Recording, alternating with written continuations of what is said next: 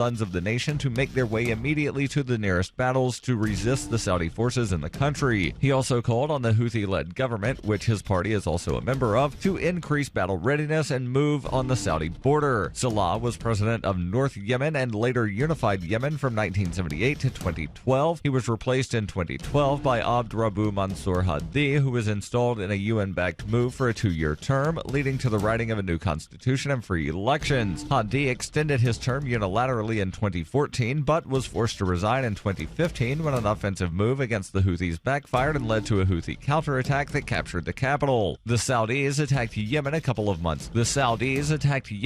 of months later, vowing to reinstall Hadi. And while Salah initially tried to stay neutral, a Saudi airstrike against his home led him back to his longtime rivals against the Saudi invasion. The current government in Sana'a is dominated by the Houthis, but also includes significant representation for Salah's General People's Congress.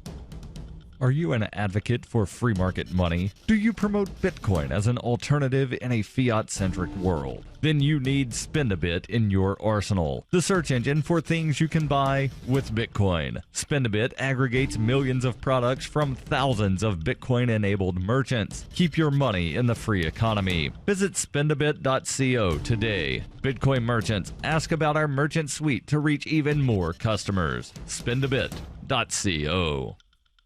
UPI reports at least 29 people were injured when a Long Island Railroad train derailed Saturday night after hitting a work train blocking its path. New York Governor Andrew Cuomo said about 600 people were in the train at the time of the crash. The track in western Long Island, a popular one for New York area commuters, has been shut down. Cuomo said the crash was likely caused by a work train violating the passenger train space. The work train caught fire when the two trains collided. He said there was a splatter of yellow paint visible where the collision occurred. Nassau County Executive Ed Mangano said 11 people were taken to hospitals, none with life-threatening injuries. For nearly 40 years, Roberts & Roberts Brokerage has been a trusted source for buying and selling precious metals like gold and silver. They also take Bitcoin for precious metal purchases and have permanently removed the minimum purchase amount for all orders paid in the digital currency. Call Roberts & Roberts today for knowledgeable advice on buying and selling precious metals and a forward-thinking approach to new technologies. 800-874-9760 or visit online at rrbi.co. Reuters reports raging North Carolina rivers still rising after Hurricane Matthew threatened up to a week more of death and destruction, according to the state's governor on Sunday, as the storm's remnants headed out to sea, leaving a path of carnage from the Caribbean up the U.S. southeast coast. Matthew, the most powerful Atlantic storm since 2007, was downgraded to a post-tropical cyclone on Sunday after its rampage through the Caribbean killed nearly 900 people in Haiti. In the United States, the death toll rose to 17 people. More than 2 million U.S. homes and businesses lost power, with 5 people reported missing and rivers rising. North Carolina Governor Pat McCrory said he expected more deaths. McCrory said 8 people in the state have died so far, raising the count by 1, and several rivers are swelling to records and will not crest for days. Many coastal and inland communities were still underwater, either from coastal storm surge or overrun rivers and creeks, and dangerous conditions existed for downed power lines and damaged homes. As of Sunday evening, the center of the storm was about 200 miles off the coast of Cape Hatteras, North Carolina, and heading away from land. Florida reported 5 storm-related deaths. Georgia 3, and South Carolina had 1. This has been FPP Radio News. Online at fppradio.com. For over 12 years, Halverson Enterprises CEO Peter Weathers has taken a hands-on approach in all aspects of the tech firm's growth and day-to-day business. But employees say the executive's true talent lies in his unique ability to recognize great ideas and then absolutely ruin them. For as long as I've worked here, Peter has been able to sit down in a meeting, listen to a million different ideas, pick out the one that makes the most sense creatively and financially, and then totally destroy it until there's basically nothing worthwhile about it left. He's remarkable. Employees throughout the company say they're most impressed by Weathers' ability to water down promising ideas with meaningless jargon, consistently choose the wrong person to head up every project, and inject virtually every halfway decent thought with his own short-sighted and terrible insights. At our all-hands meeting the other week, our team put forth a very feasible plan to boost productivity. And it was really incredible to see Peter's mind at work, just taking every good aspect of our proposal and dismantling it like a small child. This is the Onion News Network.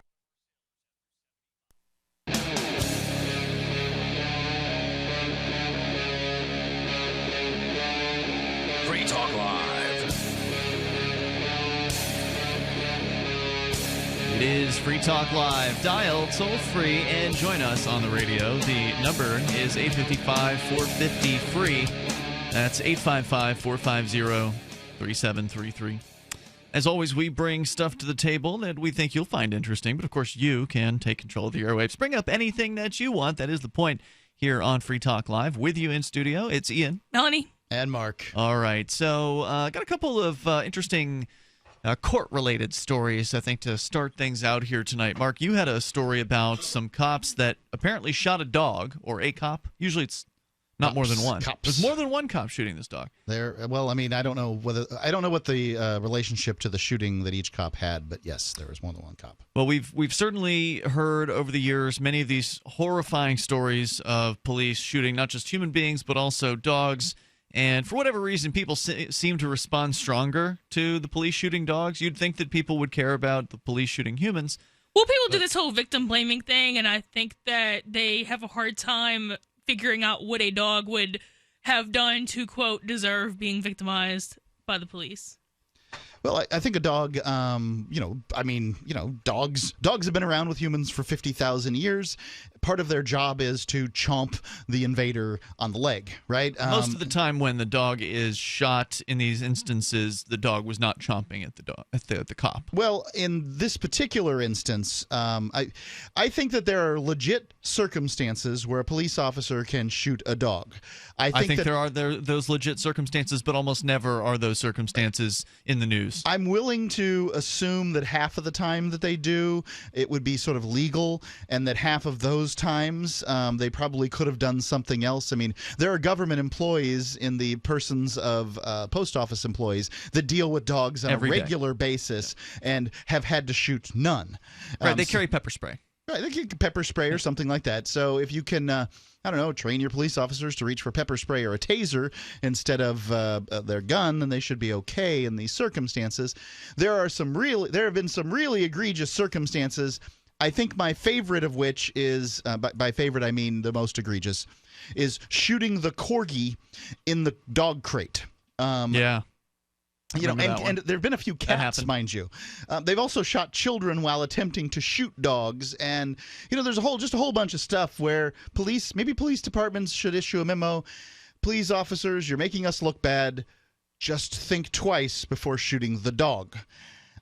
In this instance, this was like 10 years ago, and they are finally getting some information on it. Are you ready? We can get into that in a moment, but what you said actually reminded me of a pretty funny skit that somebody linked me to online, and I'm sorry, I don't remember who produced it, but it was really, really good. It was like a group of SWAT team officers sitting in a classroom, like the old desks that you would have sat at school. And they'd all been gathered in to have a meeting with this PR department guy, and he wheels out the old CRT TV on the whatever shelving they would put that on, and then starts playing a video about how never ever ever should they shoot a dog, and because that's what's making them look bad. It's not the fact that they're murdering innocent people, throwing grenades into babies' cribs and things like that. No, it's the shooting of the dogs. And it's just so funny. I wish I remember what it was called. It was called Don't Shoot the Effing Dog. That's it. It's We the Internet sketch number 3, and you can find it on YouTube, and it is brilliant. With you've seen it then. Only 52,000 views on this particular iteration. That should have 500,000, if not 1 million. This needs a Free Talk Live share here, but we'll get another 50. Well, we'll get something. So yeah, you have seen that. Have you seen that one, Melanie? Because it's hilarious. You'd love it. No, I haven't. You totally love it. So we can't really play it on the air because it's pretty profane. Oh, it is profane. But if you're ready for the F word, and maybe the kids are asleep or something like that, then it is worth it. It is very poignant. I mean, your kids need to know that cops are dangerous too. Yes. I don't think they need to know the F word at certain ages. I mean, why not? What's wrong? I don't see why not. Now we're gonna have to hold this conversation about the dog shooting. Right. Yeah, what is inherently wrong with a young person knowing the F word? I think I probably learned it in 3rd grade.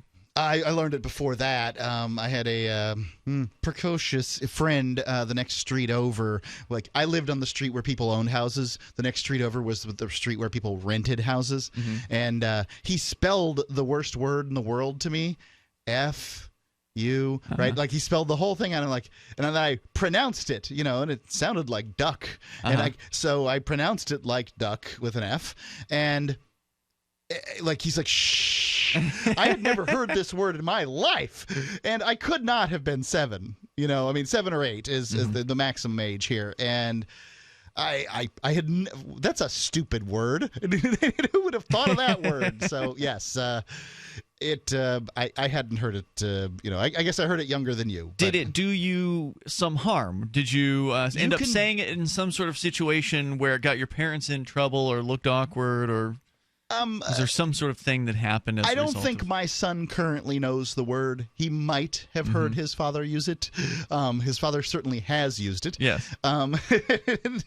But like you hit your thumb with a hammer or something. Well, you know what? I'm pretty good about that. It's when I'm angry as opposed to when I'm shocked. Okay. That you can expect to hear my mouth when I'm trying to add emphasis in a conversation or something. But I'll just kind of. You use the term F or just kind of make a noise or something like that in order to if I know he's about. Mm-hmm. So I don't think he knows the term, which is good because that means he can't get his little butt in trouble with it. He can't run by his muffy, unless he hears run by it his granny, and doesn't know not to say it. Like if it's against, you're essentially having. I guess I shouldn't go that far, but like. If the case is that he's not allowed to say it, but he doesn't know what it is, then there's a rule that he has to follow that he doesn't know what the rule is. Do you think that it's fair to tell your child, your son, that he's not allowed to say words that you are allowed to say? That's not fair. That's a crappy thing to say to somebody, right? I don't want to say that adults should never be allowed to do things that children aren't allowed to do. I think it depends on what it is. And you are giving me a specific example to be fair, but I can't see prohibiting. Like I can't see myself prohibiting my child from saying certain words. But wait a minute, aren't they? Whatever no child. Well, wait a minute. Whatever the circumstances are in which Jack, your son, should not be saying the F word or whatever other curse word. Wouldn't that also be a circumstance where you saying it would be inappropriate as well? Well, he doesn't have the skill set that I do to determine when to say it and when not. So I would think that the worst time would be the equivalent of telling the other kids that there is no Santa Claus, right? Like using that terminology around other kids, and then they go back and report to their parents, hey, the Edges are a classless bunch whose child cusses like a sailor, right? That, because this is the thing that we cannot, that often those without children just don't get, that the interpersonal relationships, we're all connected in a big web because my kid plays with other people's kids and all this other stuff. It just goes down. So you'd rather and that argument makes sense to me because it's kind of the same reason why I would say, okay, I'm allowed to drive, but if I had a 5-year-old, they're not allowed to drive because they don't really have the skill set to determine how or when or to accomplish that. And where I think I still think we come down differently. Ultimately, I understand that argument and think it's reasonable. Now, so here is the rule for Jack. Jack is allowed to say whatever he wants to say when he's with me. So I got to say, I don't like to hear his high-pitched little voice say words that would be considered like second grade, low grade cuss words. I hear them, like and he's heard damn, things like that. Yeah, he's heard those words, but I mean, he practices around me, and I don't like to hear it, but. It's better than him attempting to use this terminology around his friends. It's better than him using it certainly around his mother and his grandmothers. That's gonna be a real problem. I don't know what his grandfather has to say about it all. I mean, look, the friends are going to be the weak point, right? If you try to At some point, it's going to happen. Yeah, if you try to preclude your son or daughter from finding out what these words are, inevitably they're going to find them out from their friends. Yeah, if they don't sure see it are. at some movie or But that's whatever. part of the learning process, I feel like. The toll-free number here is 855-450-FREE. That's 855-450-3733. But aren't there things better learned from parents than from friends? Cuss words, I don't know if that's them. It's Free Talk Live. All right, listen up, because this is the most important thing you're going to hear all day. What if I said you could make money flipping houses without any cash, credit, or manual labor? And what if I said you could do it part-time from the comfort of your home? Sound unflippin' believable? Hi, I'm Preston Neely, and I'm going to prove it by sending you a free copy of my smash hit selling book, How to Get Rich in Real Estate. It sells online for $19.95, but I'm giving away free copies this week. To get one before they're gone, call 1-800-960-4295. I used to be so broke, I had my electricity shut off 9 times, but I figured out a simple way to make money flipping houses without even breaking a sweat. Now I'm living the good life, and so should you. Listen, if you're sick and tired of stressing about money, this book could change your life. Hands down, it's the fastest, easiest way to get started in real estate. Let me prove it. Call right now to find out how to get your free book. When they're gone, they're gone. Call 1-800-960-4295. 1-800-960-4295.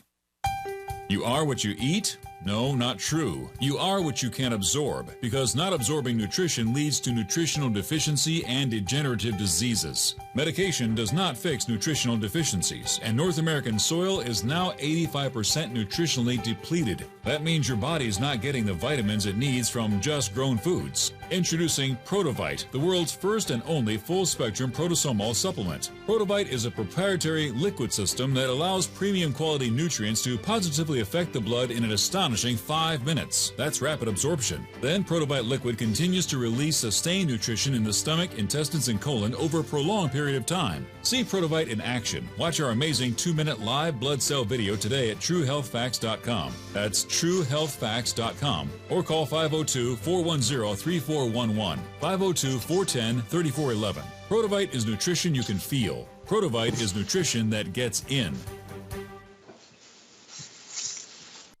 On Free Talk Live, we're bringing people to the ideas of liberty every day.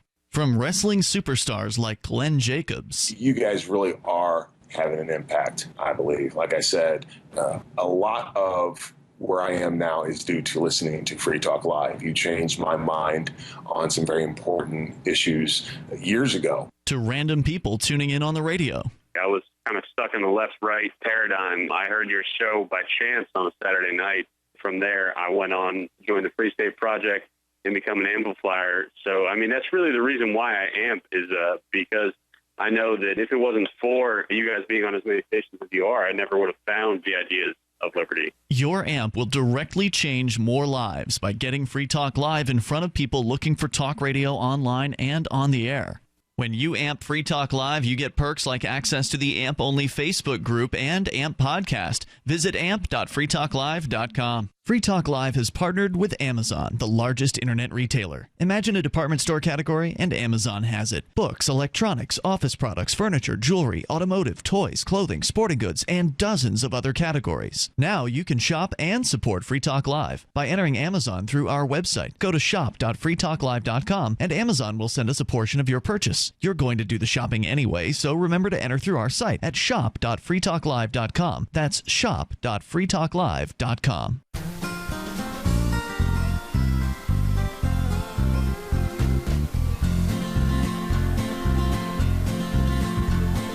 On the second Saturday of every month, the Texas Republic Congress meets in a joint session.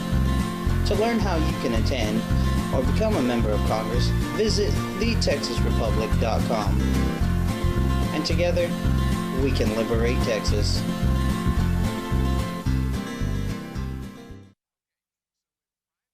While our satellite channel is free to listen to, it's not free for us. You can help us cover our satellite costs with the chip-in on the right side of the page at lrn.fm.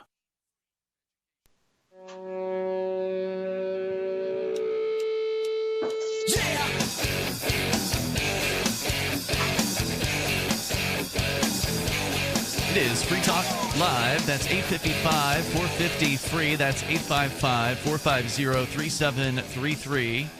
Also, Skype in if you like. The Skype username is lrn.fm.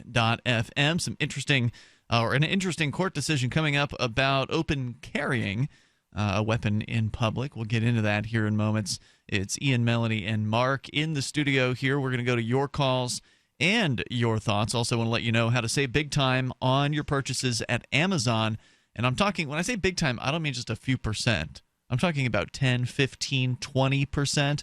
You can easily do that with saveatpurse.com, saveatpurse.com. You just go there, and once you go to Amazon, you add what you want to a wish list on Amazon, and then saveatpurse.com will import your wish list into their system. You select, using a little slider, what the discount is that you want. The higher the discount, the more time it might take to fulfill your order, because basically what you're doing is you're putting Bitcoin on a marketplace of people who are willing to pay quite a premium in order to acquire Bitcoin. And so the higher the markup you want, the more difficult it's going to be to make it happen. But almost any day, if you choose 15%, you're probably going to have that order placed the very same day for whatever it is you want. So big savings on Amazon, but the key is you've got to have Bitcoin to make this happen. And so once again, go to saveatpurse.com to get started there, learn more about it. Saveatpurse.com. To the phones and your calls and thoughts. Whether you want to talk about kids cursing or anything that's on your mind, Hung Like Jesus is on the line in Georgia. Go ahead. Hey, Mark, Ian, and Melanie. I take exception with something that Mark said earlier about, he suggested that renters were classless or low class. My parents didn't own a house until I was well into high school. We rented the whole time before then. I was raised in Washington, D.C., and we lived in a row house. High-class part of town, too. Matter of fact, it's probably one of the most expensive part of town now. $1 million house, my house that I grew up in now. Anyway, we had plenty of class, and we rented for a real long time. So I just wonder where he gets that from. I mean, I know where he gets it from. I just like him to expound on Sure. I don't have a problem with it. So in big cities, I think that there's a difference, right? Like when you're talking about New York City, who owns there? Nobody owns there. I mean, there's very few people, and the people that do own property in New York don't live there. So they pay exorbitant property taxes, but often they don't even live in Manhattan or something. So I think that big cities are excluded from this, and I think that it's sort of an old prejudice too, like back in the day. But I can tell you that there was a distinct difference that this little creek that ran between these two streets, there was a distinct difference between these two streets. And, I don't think there were any renters on my street, and there were probably half of the people on the other street were renters. And you could just, tell the difference. Well, so, I mean, what are your thoughts on it, Hung Like Jesus? Well, I'm really kind of just teasing because I know exactly where you're coming from, and I understand where you're coming from. Even though it's not true, I don't feel, but I understand where you're coming from. It's certainly not fair to categorize all renters in that particular category, but there is truth to the fact that a homeowner is more likely to take better care of property than a renter is. Just as a general rule. It's their property. There are exceptions to that rule. There's probably plenty of homeowners who just don't give a damn and they let their home fall into shambles. But as a general rule, the homeowner has a greater interest in making sure that the house is in good condition over the years because they want to resell it perhaps down the line. There's a lot of great renters, but a lot of the great renters end up being homeowners. I do think that that's changing, though, because the financial incentives to property ownership have kind of changed since 2005. Maybe. But also, as far as children saying things they shouldn't say, I know I don't know if I'm an exception to the rule because I was exposed to a lot of stuff real early. I don't know if it was my environment. Maybe it was my environment. But I was, I don't remember not ever hearing the F word. You don't remember not ever hearing it? Oh, I see. It was common. I'm with him. I couldn't tell you when it you both had a story as to when you first I don't know. I couldn't tell you when I learned that any more than I can tell you when I learned the word door. I don't remember when I learned it. I don't have a story behind mine. I just feel like I learned it in third grade, and it was probably on the playground. I mean, that's pretty old, though. But I don't remember it. It's pretty old for learning a new word. Even my I guess you call it a sexual experience. I mean, it was before third grade. It wasn't really a sexual experience. I wouldn't consider that now. I mean, most people probably wouldn't either, but my first exposure to a female, as far as that goes, I know it was well before third grade. Yep, you were exposed pretty early. I think that, as a matter of fact. Did you use I don't know, it sounds good to me. strong cuss words with the like around your parents and around No, I wouldn't do it now. I would never say those kind of words in front of my mother. My father's dead, but I would never say it in front of my mother. Never, no. Yeah. I think that's what I'm talking about here is the hoping that Jack learns the skill of when to say things as opposed to before he learns what things he could say that should be I don't know. I think that's putting like a lot of weight in a word. Like, I mean, because I think it's a heavy word for a lot of people. What you're saying is that it's kind of like you're talking about not saying it in front of your mom. Like that to me, that sounds like, I'm not trying to say what you're saying, but to me, what I'm hearing is that's like a respect thing. Whereas like I don't really feel like saying a word in front of somebody is disrespectful. Different families are different. I don't say it in front of mine either. Mine will tell me that is disrespectful. Now I've heard her talking with her friends using the terminology, and in her world, it is fine for two little old white ladies to say the F-bomb to each other, but it is unacceptable for one of those ladies' sons to say it, to use it in the same conversation. You don't do it. See, that doesn't make sense to me. Now, if somebody tells me they have a preference like that, unless it's somebody who, like, I really don't feel like I should, and that's pretty rare, but, like, in general, I will respect somebody's preferences as far as that, but, like, I don't feel like it's inherently disrespectful to say a word in front of you. Well, I agree with you, but obviously we're talking about society, right, and what people have, these mores or whatever that people have brought down upon. Now, is this a Southern thing? Is it My mother's not Southern. She's from upstate New York. Okay. I mean, I was think raised it's a Southern thing. You do not think it is? No, I think it's definitely a Southern thing. If not a Southern, a cultural thing. Mm-hmm. My mom would have knocked me down south, I can tell you that. It's just... Yeah, I don't think my mom would have liked it either. I think the one time she slapped me was when I said the S word right, well, in front of her. I bet you didn't say it again, did you? Well, I was a teenager. My father didn't mind. My father didn't mind at all. Yeah, I think that I can see that point too. One thing, Mark, before you go, I've been knowing Jack since before he was born. And I kind of like feel like his uncle, and I've never seen a picture of him. You can swing on by. Huh? You can swing on by, see the pig farm, and talk to Jack. That's about an 18-hour drive. I don't think that's going to happen. Indeed. But I would love to see a picture of Jack. Sure.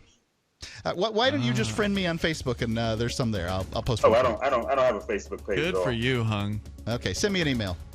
All right. Thanks for the call tonight, man. I appreciate it. Toll-free number here, 855-450-FREE. That's 855-450-3733. What's your experience with, growing up and cursing? You want to tell us what that was like, or as a parent raising a child, and what are the rules that you've imposed or not? 855-450-FREE. This is Free Talk Live. Want to build a maintenance-free, low and slow charcoal briquette fire that burns for hours for free? MeatMastersRadio.com will show you how to build a low-temp charcoal fire that's guaranteed fiddle-proof.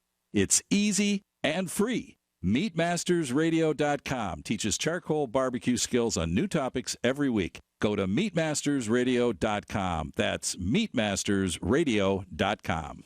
Hunters, anglers, campers, and survivalists. Get back to nature. Expand your horizons with the highest quality, most versatile, unique slingshots and sling bows on the market at slingbow.com. Slingbow products are compact and models start from just $17.98. They're perfect for your bug-out bag or storing in your vehicle. Give yourself and your loved ones the excitement and tradition of slingbow. A new frontier in archery and truly modern twist on this primitive survival tool. Feel the thrill only at slingbow.com. Every once in a while, you get information that's worth changing your life for. This is one such time. You can save up to and beyond 25% on all purchases at Amazon. You probably heard of Bitcoin and just not thought much about it. You certainly know that you can get competitive pricing at Amazon, but now you can get a 25% discount on nearly everything you need to live.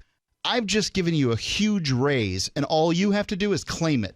You go to saveitpurse.com and open an account. Do this right now. Don't wait. Then you fund the account with Bitcoin. I know this sounds unbelievable, but at my house, we saved as much as 45% off of a new item on Amazon. This information is worth you changing the way you do things. Go to saveitpurse.com right now, get signed up, and cash in on the huge raise I'm offering you. 15 to 25% off of everything at Amazon through saveitpurse.com. It's saveatpurse.com. This is your Roberts & Roberts Brokerage Daily Precious Metals Update. In early trading Friday, gold is $7 higher at $1,262 per ounce, and silver is up 32 cents at $17.64 per ounce. Bitcoin is currently trading at $614 US. Roberts & Roberts Brokerage have been helping clients buying and selling precious metals for nearly 40 years. To see how we can help you, give us a call at 800-874-9760 or visit us online at rrbi.co. The three most important things you can do for Free Talk Live are: 1, share one episode a week on Facebook or in some other social networking site. 2, buy the things you buy online through shop.freetalklive.com. 3, give $5 a month to the AMP program. It's my firm belief that Free Talk Live's AMP program is the best use of your charitable dollar among liberty-oriented organizations. Support all the organizations you love, but make sure you give $5 a month to AMP at amp.freetalklive.com. Money, power, and respect are all yours at creditsuccesssecretsrevealed.com. Be seen as an industry leader. You can do it. The last application you filled out when it was time to hit submit, did your nerves spike? You didn't get the approval you seek, but there's a better way. We teach you exactly what to place into the right systems the right way the first time so you get approved. Get up to $100,000 in instant business credit. Many people will get cash on the spot. Use those two tools in your new corporate credit engine so you can walk into the bank and get your project funded today. It's all about today at creditsuccesssecretsrevealed.com. Credit Success Secrets Revealed is explosive and ignites instant results. Dial 1-800-707-8719.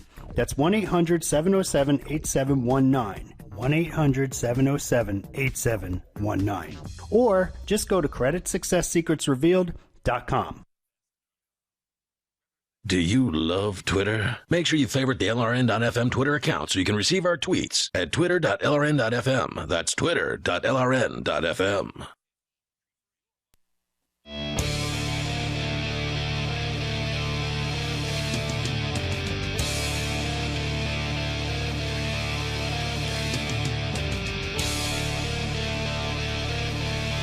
It's Free Talk Live. Dial toll free. Join us on the radio here. You can bring up anything you want. We haven't even really gotten into the story yet about the dog that was shot by police, and the police actually held accountable, apparently.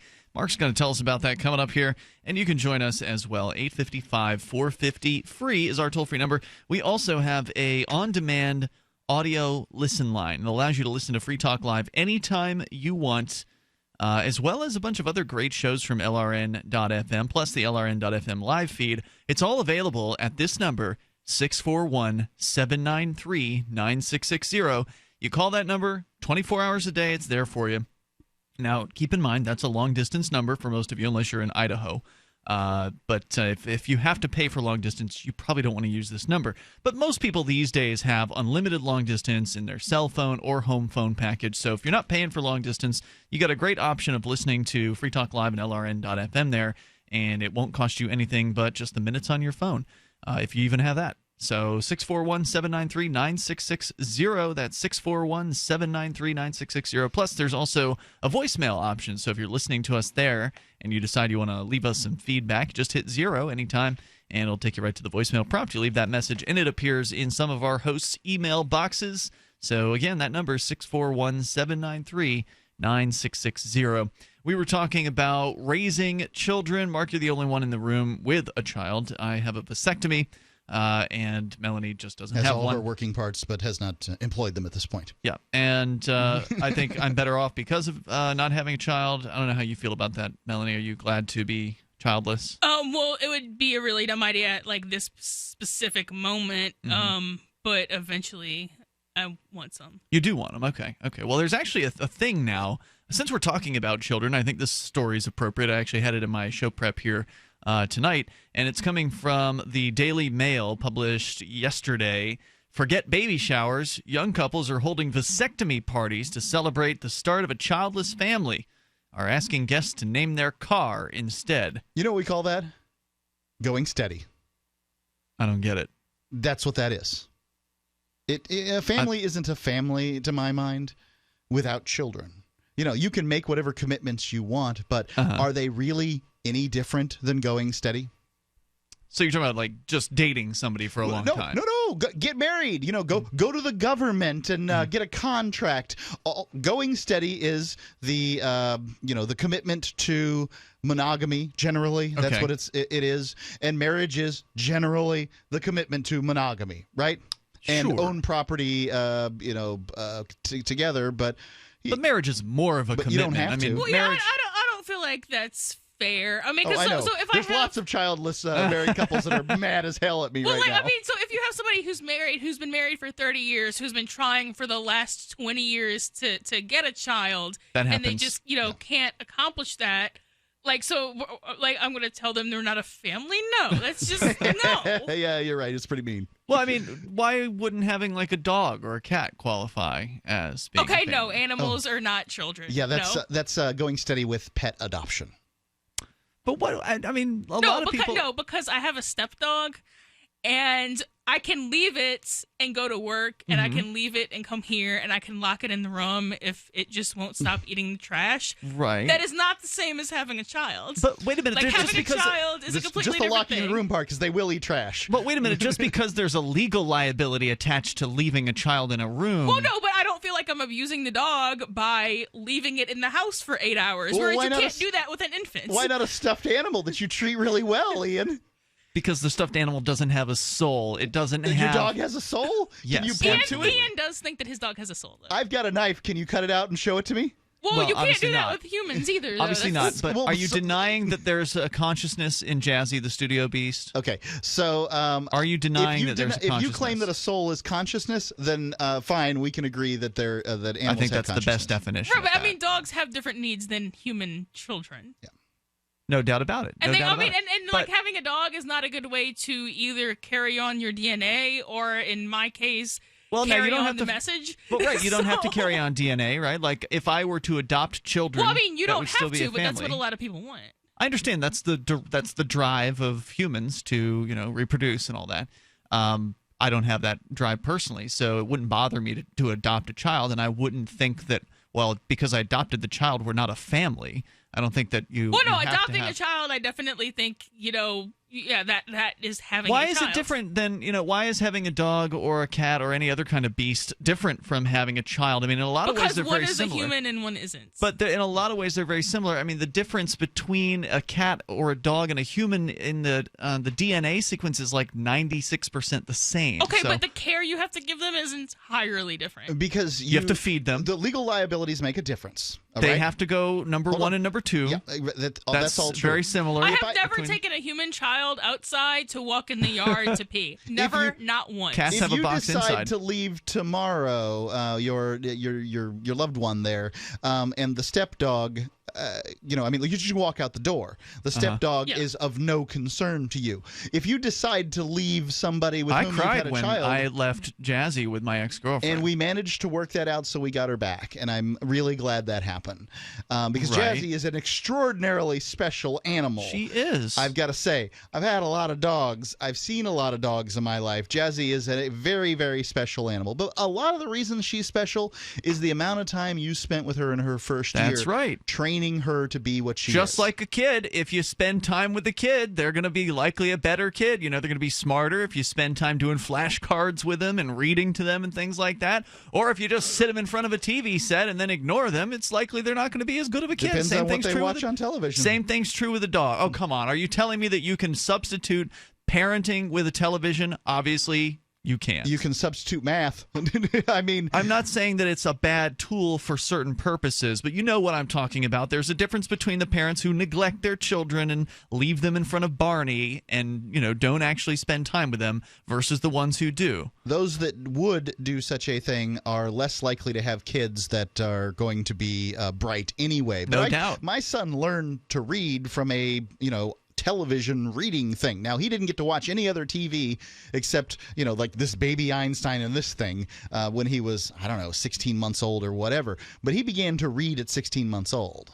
Well, right, but using TV for educational purposes, I don't feel like is any different than using, internet videos for educational purposes. But you do that in addition to, not in place of raising your son. That's true. So, the dog is something that can be relatively quickly trained to want to evacuate outside, whereas a child generally has to... Much more of a commitment. The child is going to take longer. The child's going to soil itself with the diapers for a long time. How long does it take, Mark, to get from birth to potty trained? I don't know. It's like it really for human. It's a spectrum. It takes a while. How long did it take Jack? I think that sort of potty trained. I can't remember, maybe like 2 or something. But 2 years. There's some time frame after that you're still working on making sure that this is exactly as the behavior is supposed to go. It's definitely a progressive skill. I bet I could have had now. Had I thought about wanting to do it, I bet I could have had Jazzy trained to use a toilet before 2 years. I bet you could have too. Yeah. She'd look funny sitting on it, but she could. It would be so funny. But you can see there's videos on YouTube. People have trained their dogs to actually climb up on a toilet, evacuate on the toilet, and then climb down and actually hit the toilet flush. I've seen it. It's real, and it can be done. Let's go to Snowflake calling from Arizona. You're on Free Talk Live. Hello, Snowflake. Oh, well, hello. It's Andrew calling from Snowflake, Arizona. Oh, hey there. Andrew, sorry. I thought you were special. Go ahead. Okay, yeah, that's much better. Go ahead. Yeah, I'm not a dog calling, but it's like training. I had a baby like 4 months ago, and about 5 months prior to that, we got a puppy, right? Mm-hmm. And puppy potty training, but it's running within 2 months. So the training is minimal. It's like doing part-time. Playing golf, and then you are going to be on the PGA Tour. You got to train a little bit harder than the dog, but it is training. I will tell you that much. It definitely has helped a little bit. I think there's plenty of similarities. If you want to I think there's similarities. Stand by, Andrew. We'll continue here. 855-450 free. I think you're just looking down your nose at pet owners rather than children owners. Today, how to incorporate your business in just 10 minutes so you won't lose everything if you get sued. Step 1, stop putting it off. If you're not incorporated and someone sues your business tomorrow, it's not just your business at risk. You can lose everything: your home, your car, even your life savings. Step 2, call the following number for a free 10-minute incorporation guide from Incorporate.com. 1-800-945-1063. They don't provide legal or financial advice. They just make incorporating quick and easy. So you can incorporate or form an LLC in just 10 minutes. That number again is 1-800-945-1063. Step 3, congratulate yourself. By taking just 10 minutes to incorporate your business or form an LLC, you protected your home, your car, and your life savings. And that is how you incorporate your business in just 10 minutes. But hurry while they're still giving away these 10-minute incorporation guides for free. Call 1-800-945-1063. That's 1-800-945-1063. Hi, this is Ted Anderson of the Genesis Communications Network. Over the 30-plus years I've been in finance, I can see that the world economy is now at a critical point. Unlimited money creation and runaway debt could trigger a collapse of the financial system. It's imperative that you protect yourself in case of hyperinflation or even deflation. Investment Rarities has put together a survival bag of 200 silver quarters. These 90% silver quarters are dated 1964 and earlier. Each quarter is worth almost $5. If a quarter has already reached $5, the trend is obviously on your side. These survival bags sell for $8.95 delivered. Call 800-328-1860 to order today. Not only can these quarters be used for barter in a brief period of hyperinflation, they have the potential to appreciate 5 to 10 times. Call 800-328-1860. Get one for each member of your family. Call 800-328-1860. That's 800-328-1860. Understanding your credit score is the first step towards managing and improving it. This is Charlie Sundstrom with your Van Dyke Mortgage Minute.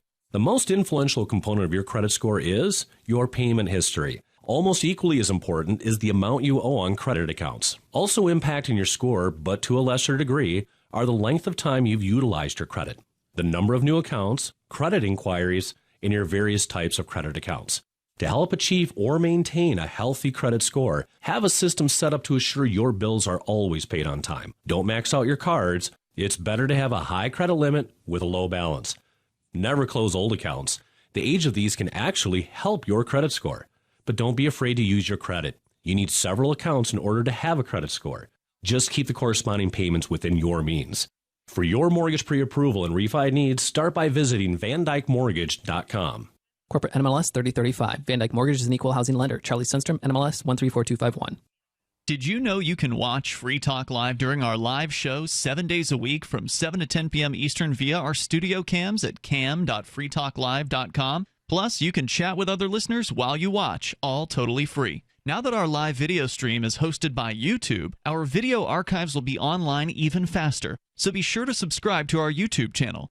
Listen, watch, and chat all free at cam.freetalklive.com. That's cam.freetalklive.com.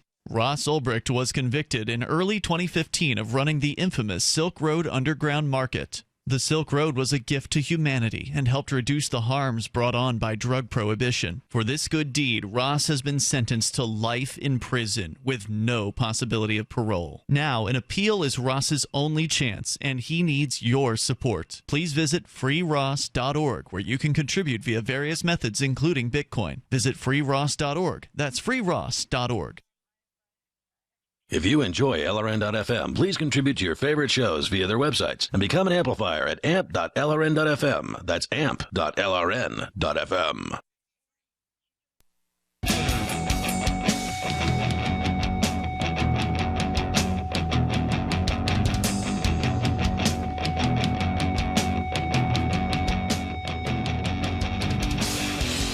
Talk Live, and of course you can join us on the radio waves. You can bring up anything you want. The toll-free number is 855-450-FREE. That's 855-450-3733. We've got Skype at Skype username LRN.FM. Tonight in studio, it's Ian, Melanie, and Mark. We started out talking about cops shooting dogs. Really barely even got into that conversation before we ended up on family matters like raising kids and cursing, kids cursing, and then ended up talking about the differences between having kids versus pets. And, of course, Mark has a child, so he's looking down his nose. Feeling a little superior to the rest of you people. Those of us who don't.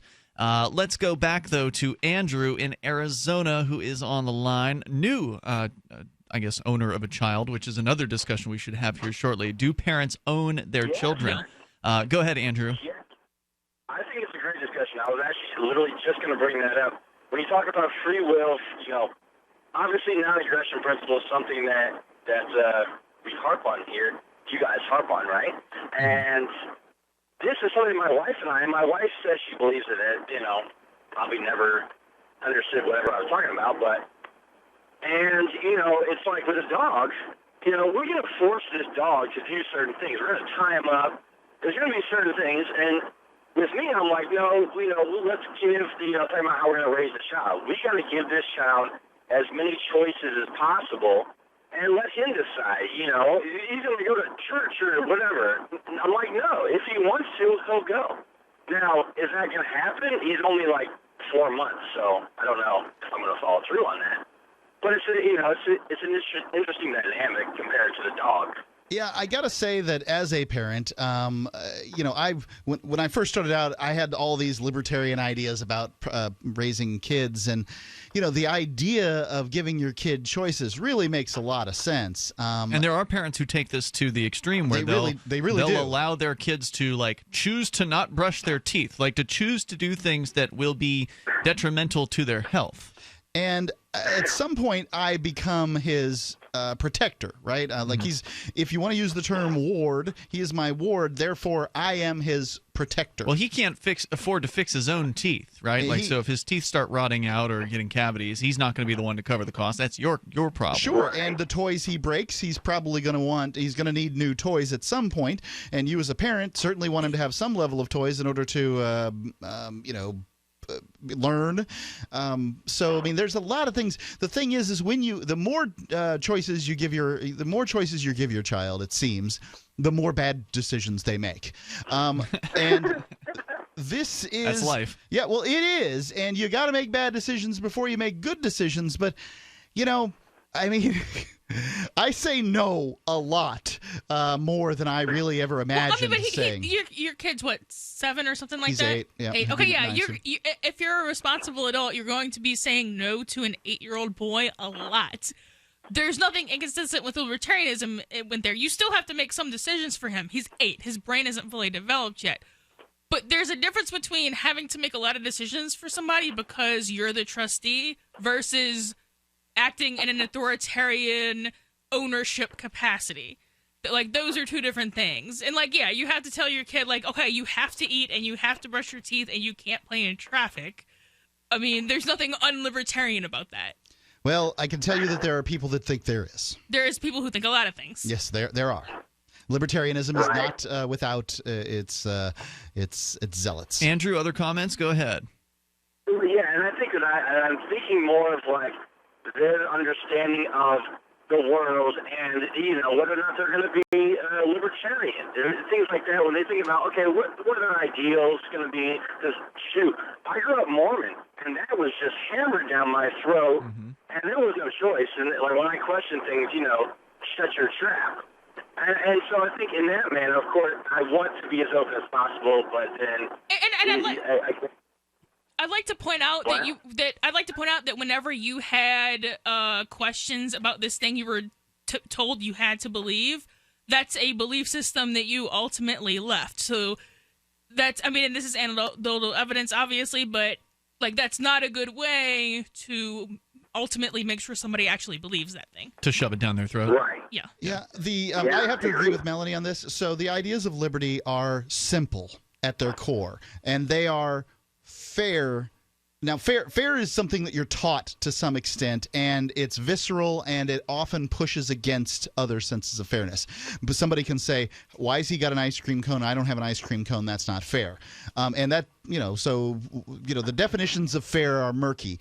But you can instill the ideas of property ownership, and then once you have the fairness of libertarianism makes good sense. And I don't think that there's not much that I've had to teach my son. I've been very careful not to teach him the ideas of liberty. And, I want him to grow into it, and he's growing into it just fine.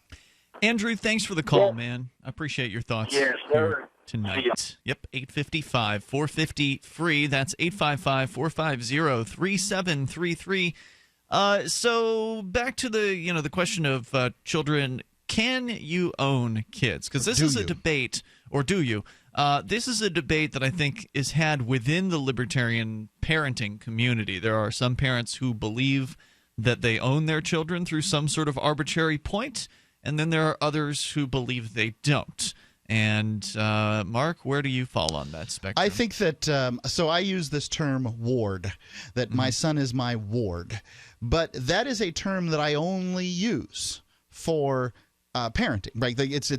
It's a functional ownership in the sense that I can tell him what to do. I can tell him where he's going to go. I can tell him what time he's going to go there.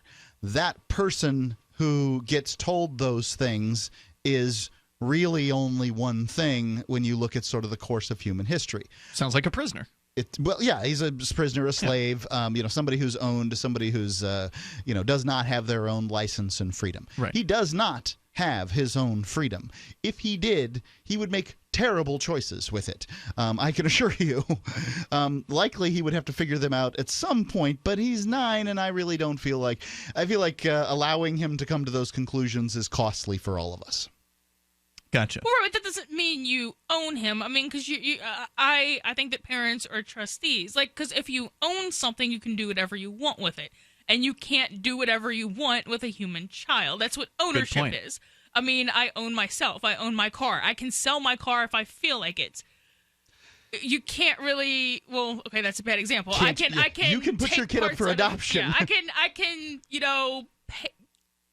Take parts. If I had a car, 10 years from now, if it makes it that far, it probably won't. But when it finally does die, I could crush it and destroy it. Like, because it's not of any use to me anymore. You can't do that with a human. So ownership is distinguished by control. Yes. I think trusteeship is probably the best term, but most people don't have a functioning definition for trustee. Okay, you're a lawyer. That's true. You have legal trained. Yep. You have that sort of functioning definition. Most people don't have that. But trustee is, you will have to admit, a form of ownership. It is a light ownership. You get control. If you're a trustee of an estate, you can control investments on that estate. You can control how things are disposed up to a point. Right, but you have a fiduciary duty to the estate, and at no point do you just get to pick up property and walk away with it. That's true, but what you do, you have to fulfill the will. You have to fulfill the contract that's placed before you. But who wrote the contract? In this case, it's the state. It's society. It's thousands of years of human interaction wrote the contract as to what parenthood is. Oh, you mean in that? Oh, that one. Okay, not in the will. Okay. Comparing and contrasting. So that's the modern law says that I can send my kid to work at age 14, and even younger than that in agriculture. I can send him to work at agriculture very young, and then collect the proceeds of his labor. I can force him to go, and then collect the money. Now, I'm not going to. I do force him to do work. That varies by state, because that's not true in Louisiana. I bet you it is. I know that it's not. She's from there. Oh, but that doesn't make. Oh, I'm from Florida. She went to law school there. She probably knows a thing or two more about the legal system in Louisiana than you do. You can't Mr. force Floridian. your child to go to work in an agricultural field and then collect his paycheck. You can't collect the paycheck. The check is theirs. That's what I was taught in civics class in 1987. Huh. That might be true in other places. I'm not saying it's not true in other places, but if it is true anywhere else, it's not universal because it's not true. There's probably some parents who do it anyway, but you're saying it's not legal. Yeah. I'm just surprised at that. Toll-free number here, 855-450-FREE. What's interesting is the people who call themselves libertarians and parents who use the state's arbitrary age as to when they believe that they don't own their kids anymore. And I think that that's disturbing. Like, how do you make that determination? You let the state decide it for you? I would think you'd want, to decide that between you and your kids and let them seek freedom on their own time. Hour number 2's on the way. It's Free Talk Live. Do you need a website for your blog or new business? It can be pretty intimidating on your own, and that's why Free Talk Live has partnered with HostGator, one of the top hosting companies. HostGator offers a simple one-click, easy installation for WordPress, 24/7 over-the-phone or live chat tech support, and a very intuitive, user-friendly control panel that puts the power of creation back into your hands. Go to HostGator.com/FTL, and you'll get 50% off of their regular hosting prices. 50% off. HostGator.com/FTL. Free Talk Live has partnered with Amazon, the largest internet retailer. Imagine a department store category, and Amazon has it. Books, electronics, office products, furniture, jewelry, automotive, toys, clothing, sporting goods, and dozens of other categories. Now you can shop and support Free Talk Live by entering Amazon through our website. Go to shop.freetalklive.com, and Amazon will send us a portion of your purchase. You're going to do the shopping anyway, so remember to enter through our site at shop.freetalklive.com. That's shop.freetalklive.com. So you've signed the Shire Society Declaration and are planning your move to New Hampshire to be around more liberty-oriented people. Next, sign up for the Shire Society Forum at forum.shiresociety.com. There are a bunch of people there who are already in the Shire, and they want to meet you. If you're already in the Shire physically, you should also come by the forums. Remember, not everyone uses Facebook. New people are signing up for the Shire Society Forum every month, so drop in and say hello at forum.shiresociety.com. For years, LRN.FM has had a listen line that you can call and listen to LRN.FM anytime. Now we're taking the idea to a new level with the LRN.FM audio on demand line. You can call 641-793-9660 anytime and listen to LRN.FM's live feed, and you can listen to a bunch of our original shows on demand. Long distance fees may apply. Just dial 641-793-9660 and choose from the menu. 641-793-9660. You're listening to the live edition of Free Talk Live. Hour number 2 is next after the news here on the Liberty Radio Network at LRN.FM. From Keene, the Shire, the Liberty Media capital of the world, this is Daryl W. Perry, host of FPP Radio News for Monday, October 10th, 2016. Silver is trading at $17.65 per ounce. Gold is valued at $1,259 per ounce. And according to BitcoinAverage.com, the average price of Bitcoin is $618. Antiwar.com reports with Yemen still reeling after Saturday's Saudi airstrikes in the capital city of Sana'a, including the deadliest single attack on a civilian target in the entire war. Yemen's longtime former president Ali Abdullah Saleh is urging the entire country to mobilize for revenge attacks. The deadliest of Saturday's attacks saw Saudi warplanes attacking a funeral home during the funeral of the father of the interior minister. At least 155 people were killed in the airstrike, including Sana'a's mayor, and Red Cross officials have suggested the final death toll could be far higher than this, with hospitals reporting upwards of 500 wounded, many badly so. Salah urged all able-bodied sons of the nation to make their way immediately to the nearest battles to resist the Saudi forces in the country. He also called on the Houthi-led government, which his party is also a member of, to increase battle readiness and move on the Saudi border. Salah was president of North Yemen and later unified Yemen from 1978 to 2012. He was replaced in 2012 by Abd Rabbu Mansour Hadi, who was installed in a UN-backed move for a 2-year term, leading to the writing of a new constitution and free elections. Hadi extended his term unilaterally in 2014, but was forced to resign in 2015 when an offensive move against the Houthis backfired and led to a Houthi counterattack that captured the capital. The Saudis attacked Yemen a couple of months later, vowing to reinstall Hadi. And while Salah initially tried to stay neutral, a Saudi airstrike against his home led him back to his longtime rivals against the Saudi invasion. The current government in Sana'a is dominated by the Houthis, but also includes significant representation for Salah's General People's Congress. Are you an advocate for free market money? Do you promote Bitcoin as an alternative in a fiat-centric world? Then you need Spend a Bit in your arsenal, the search engine for things you can buy with Bitcoin. Spend a Bit aggregates millions of products from thousands of Bitcoin-enabled merchants. Keep your money in the free economy. Visit spendabit.co today. Bitcoin merchants, ask about our merchant suite to reach even more customers. Spendabit.co. UPI reports at least 29 people were injured when a Long Island Railroad train derailed Saturday night after hitting a work train blocking its path. New York Governor Andrew Cuomo said about 600 people were in the train at the time of the crash. The track in western Long Island, a popular one for New York area commuters, has been shut down. Cuomo said the crash was likely caused by a work train violating the passenger train space. The work train caught fire when the two trains collided. He said there was a splatter of yellow paint visible where the collision occurred. Nassau County Executive Ed Mangano said 11 people were taken to hospitals, none with life-threatening injuries.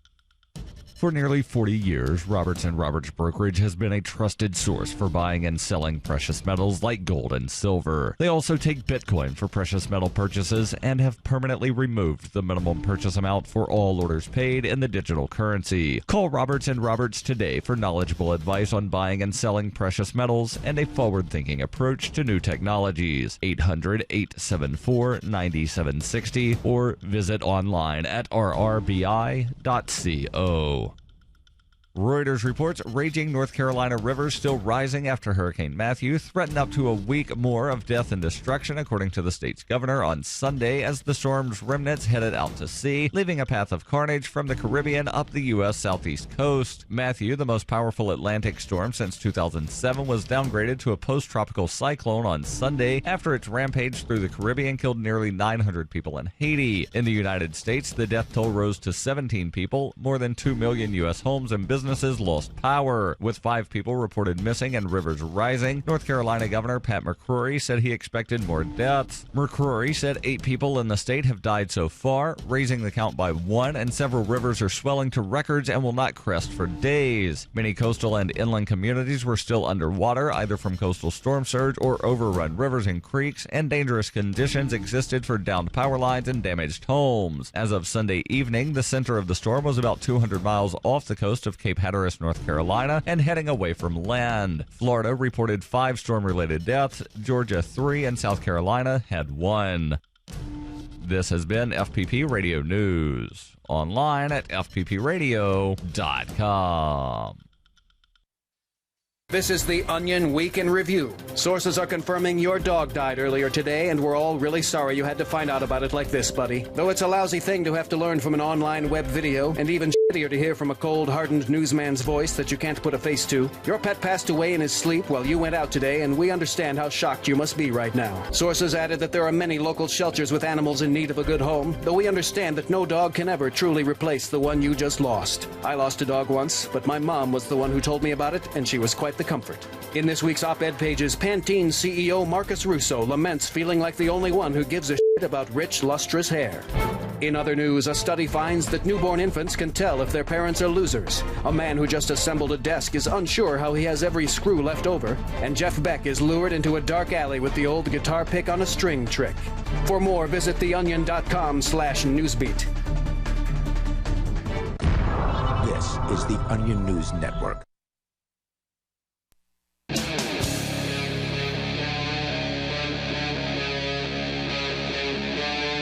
Free Talk Live.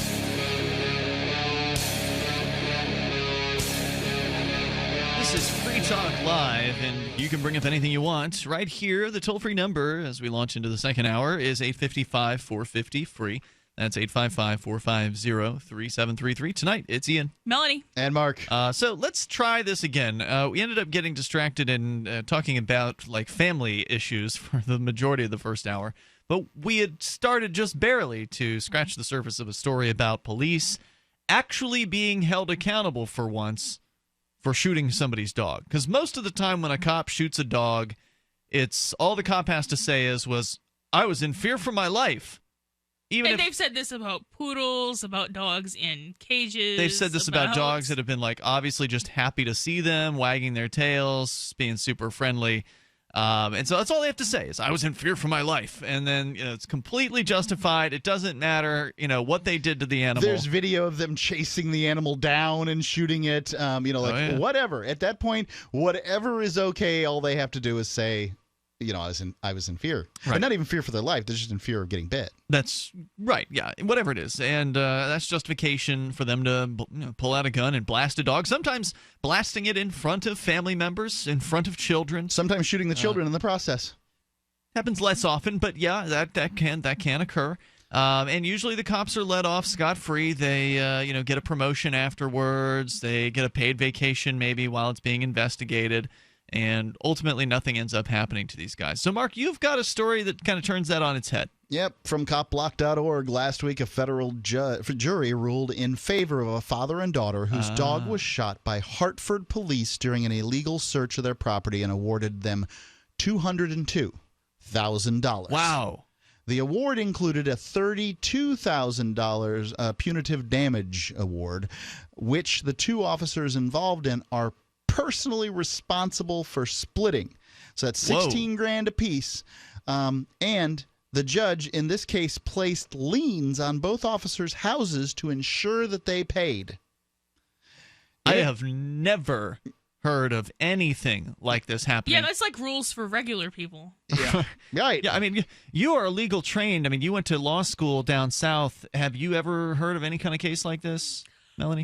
No, although I don't know if that's a fair question, because if it wasn't going on in Louisiana and it wasn't overall criminal or civil rights related, that doesn't guarantee that I would have heard of it. So this was a civil case where the family sued the department and the officers, and the jury sided with them. That's right. It's 10 years ago. How did they get away with not, usually the claim on the police's part is, that they have, like bureaucratic immunity or whatever it's called, qualified immunity. Qualified immunity, yeah. Or there's like different types of immunities that these bureaucrats have. But they have qualified immunity. Qualified immunity gives you kind of like more leeway, but it doesn't give you like unlimited leeway. So like, what's the other one? There's like 2 or 3 others, right? There's sovereign immunity. Sovereign immunity. Sovereign immunity is like that of kings. They can't get you. Now, police and bureaucrats have qualified immunity, which is to say nearly sovereign immunity. Is there another one though? Isn't there a third immunity? I don't know. There might be limited immunity. Anyway, what happened in this case, I can read the story for you, or I can just tell you what happened. Whatever works. Well, so going on here, skipping a little bit, the case provided a stark look back at a time when the city was threatened with being overwhelmed by a spike in violence caused by warring drug gangs on the north side. The police department, by the way, Hartford, not a great place. Many state capitals, the government bureaucrats can't even seem to control their own capital, let alone the rest of the state. In December 20th, 2006, the gun crackdown ended up at the Harris's home. That morning, O'Hare had been involved in, that's one of the police officers, in a high-speed pursuit of a suspected stolen car that culminated in a frantic foot chase over fences and across backyards in pursuit of the driver. O'Hare caught the driver, but not before being injured in the chase. He was ordered by a supervisor to report to a hospital for treatment. En route to the hospital, defense lawyer Thomas Gerard said, O'Hare and Pia were diverted to Harris's house. Harris's are the people that had their St. Bernard shot. Another officer had just arrested a gang member who was found in possession of dozens of bags of heroin. The gang member wanted to make a deal. If the police helped him get a break with the prosecutors, he'd direct them to 2 guns that he had hidden. He said were hidden in an abandoned car on the Harris's fenced-in property. Gerard and O'Hare and Pia raced to the address. They walked inside the fence, found no abandoned car, and prepared to leave.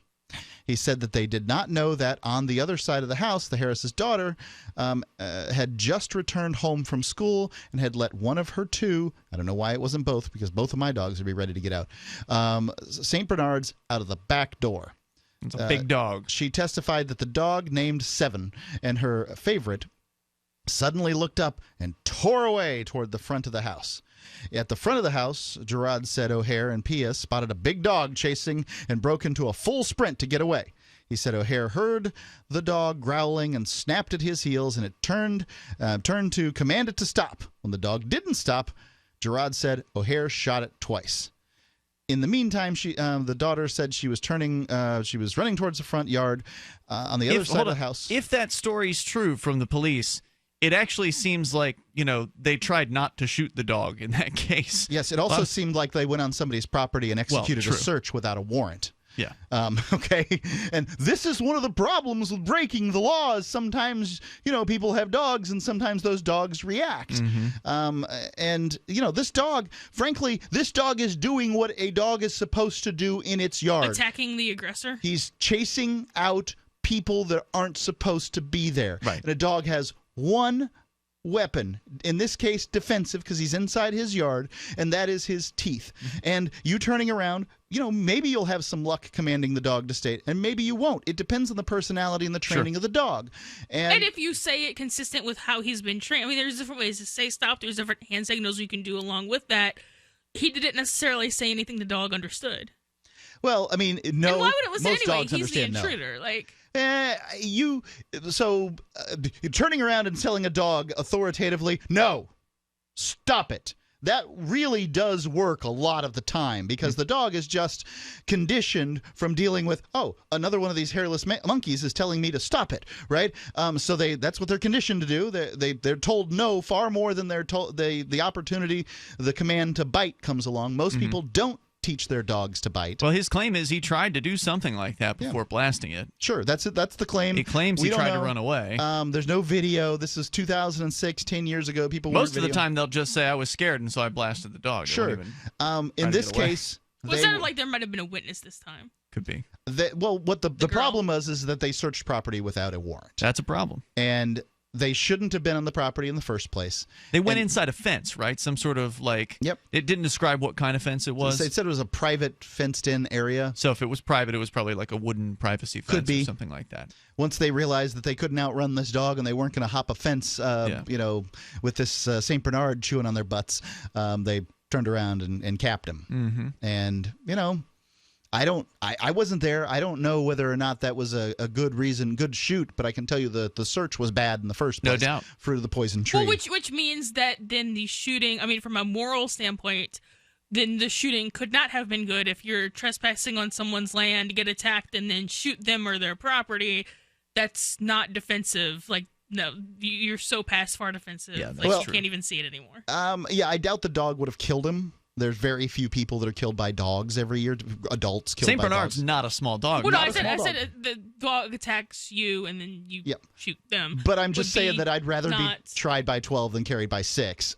So, I can see if you are, say here in New Hampshire, you can hike on people's property. Well, right, but I'm talking legally. morally. I know. Well, morals, moral comes down is when you got a big St. Bernard who's ready to chomp on you and you got a gun in your hip, what are you going to do, I'm not going to trespass on people's property threaten their life, which is what wearing a police uniform is. Well, I'm not entirely clear that that's the case, but so what happened with you were going to say after he blasted the dog, something about the daughter? Yeah, she comes running around. She yells, "Don't shoot." She testified that she saw the dog gliding outside and then yelled, "Don't shoot." Of course, the dog was already on its side and had been shot. She said O'Hare shot the dog a third time in the head, then turned to her and said, "I'm sorry, miss. Wow. Your dog's not going to make it." But of course. Well, at least he apologized. This guy's one of the least, besides the illegal search, he's one of the least offensive dog shooters I've heard in a lot of these stories, and he's the one who's got to pay for it. It's interesting. Free Talk Live will continue with more. Everything we tried failed except the Dynovite. The standard run-of-the-mill tests and treatments. Cortisone. Antihistamine. Multiple creams. Antibiotics. Spray. Multiple prescriptions. Steroid injections. Spray. Shots. Antibiotics. Steroid creams. No results. It was neglect. The other owners didn't care enough about him to take care of him and to give him the nutrition he needed. A nutritional supplement like Dynovite. To be the healthy, happy dog he is today. DINOVITE.com. If you want the dog to be healthy, you got to feed it something healthy. Put some nutrition in your dog. The vet that I trust recommended Dynovite. The dog I have today, because of Dynovite, has a sparkle in his eye, a lush coat, healthy skin. When you rescue a dog, you've got to feed him right for life. Dynovite will make your dog a happy dog. Dynovite is nutrition. Dynovite for life. 859-428-1000. 859-428-1000. DINOVITE.com. Are you worried about your mom or dad living alone in their house? Hi, I'm Joan London. Listen, I know how difficult it is to find senior care for someone you love. That's why I recommend a free service called A Place for Mom. They are the nation's largest senior living referral service. Call A Place for Mom today.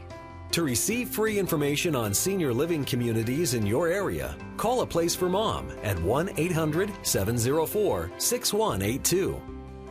A Place for Mom offers free one-on-one advice from local advisors and a personalized list of senior living communities you can visit. If you have questions about senior care for your mom or dad, there's a place for answers, A Place for Mom. Call A Place for Mom in the next 10 minutes to get your free ebook on financing senior care as well as free information on senior living communities in your area. Call 1-800-704-6182. That's 1-800-704-6182. The Free State Project has reached its goal of 20,000 liberty lovers who've pledged to move to New Hampshire and get active to achieve liberty in our lifetime. Perhaps you're trying to figure out what part of New Hampshire should be your destination. If so, consider Keene. You'll find more than 150 reasons to move to Keene at move.freekeene.com. Keene is famous for its historic, publicity-generating activism, as well as being the liberty media capital of the world. It's home to freekeene.com, New Hampshire's destination for liberty activism, news, and opinion. For years, we've been compiling over 150 reasons to move to Keene at move.freekeene.com, where you'll learn about some of what's happening here and what makes Keene a great place to live. If you love liberty, you'll probably enjoy anywhere you end up in the Shire. But do your due diligence first. Please visit move.freekeen.com for the full list of over 150 reasons to move to Keene. That's move.freekeen.com. The three most important things you can do for Free Talk Live are: 1, share one episode a week on Facebook or in some other social networking site. 2, buy the things you buy online through shop.freetalklive.com. 3, give $5 a month to the AMP program. You likely buy all kinds of things online. Amazon is the largest online retailer. You can get what you need at the same prices with free Super Saver shipping by going to shop.freetalklive.com. Please do your online shopping at shop.freetalklive.com. The new 4th edition of Healing Our World, The Compassion of Libertarianism, will take your understanding of liberty to a deeper level and has over 1,300 updated references, new cartoons, and a foreword by Dr. Ron Paul. With discounts for multiple book purchases, the 4th edition of Healing Our World is a great gift for the liberals, pragmatists, environmentalists, and Christians in your life who think libertarianism is cold-hearted. Get yours today at healing.freetalklive.com and use promo code FTL for a $5 discount. You can put the Liberty Radio Network on the air in your area. Visit broadcast.lrn.fm to learn how. Broadcast.lrn.fm.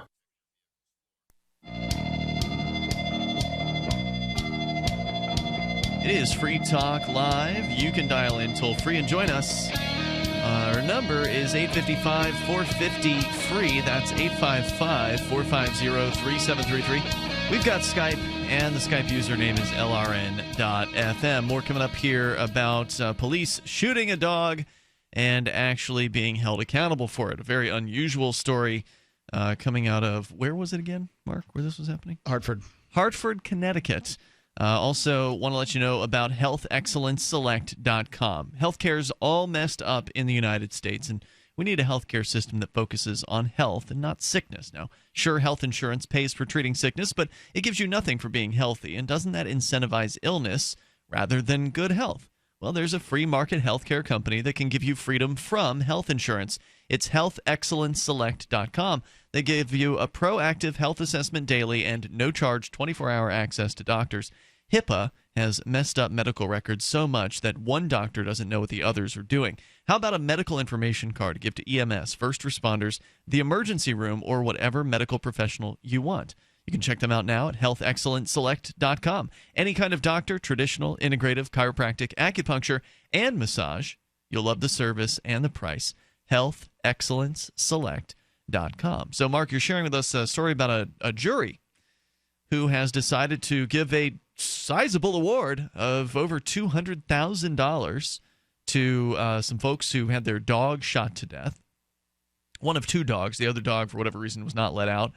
So it survived the encounter with police that were illegally in their yard searching for a car that allegedly had guns in it. The car didn't exist. While the cops were there, the dog comes out of the house, starts running at them. One of the cops, they claim they tried to run away, claim they tried to tell the dog no, and then ultimately shot the dog to death. And interestingly, even apologized to the lady for it, which, again, a lot of these things. Immediately after he shot the dog in the head, the third shot goes into the dog's head. I kind of feel like, look, I see why they might have been defending themselves, even though they didn't have a search warrant. They were on the property, from what I can tell, illegally, and that's why they got the punitive damages. That's why they're responsible for paying out of their paychecks.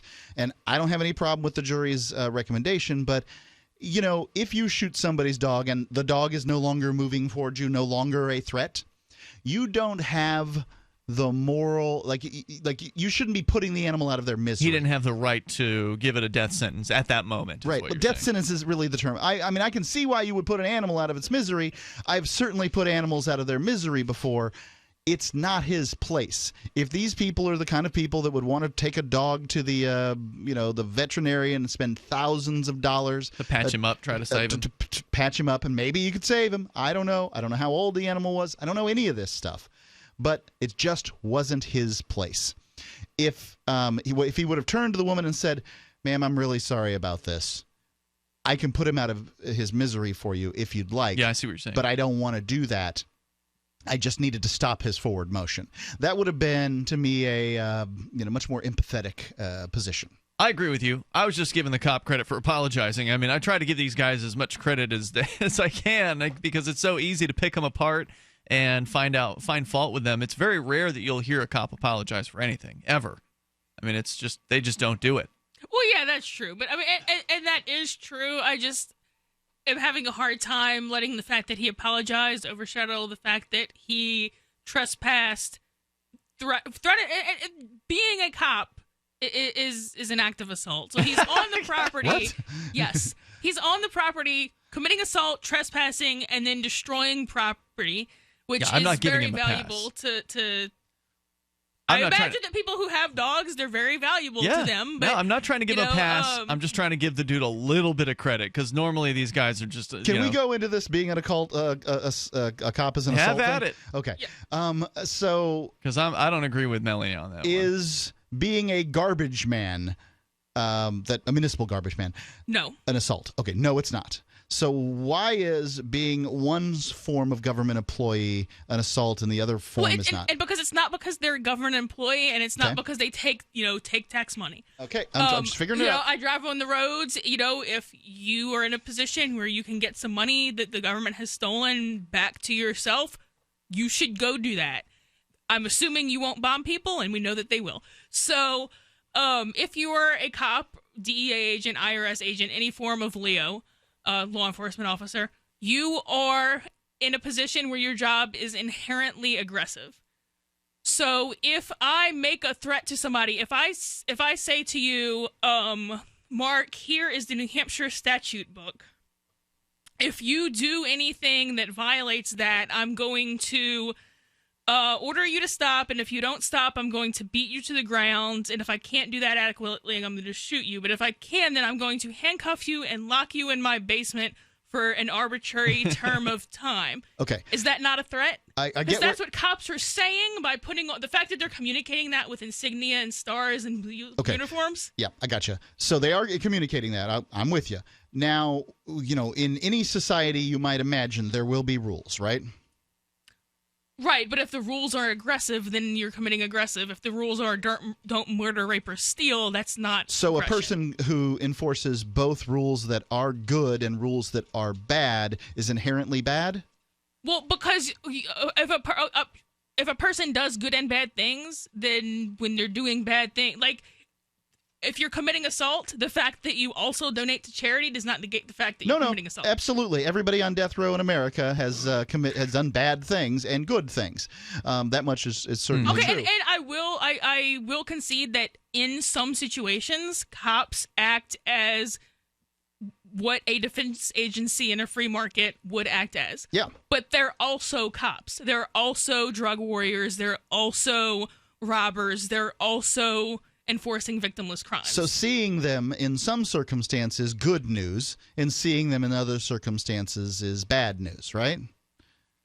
It can be. I can tell you that there's been times. Yeah, right. Yeah, and there you can be in a position that is so horrible that your best bet is to call a state government police officer. That can happen.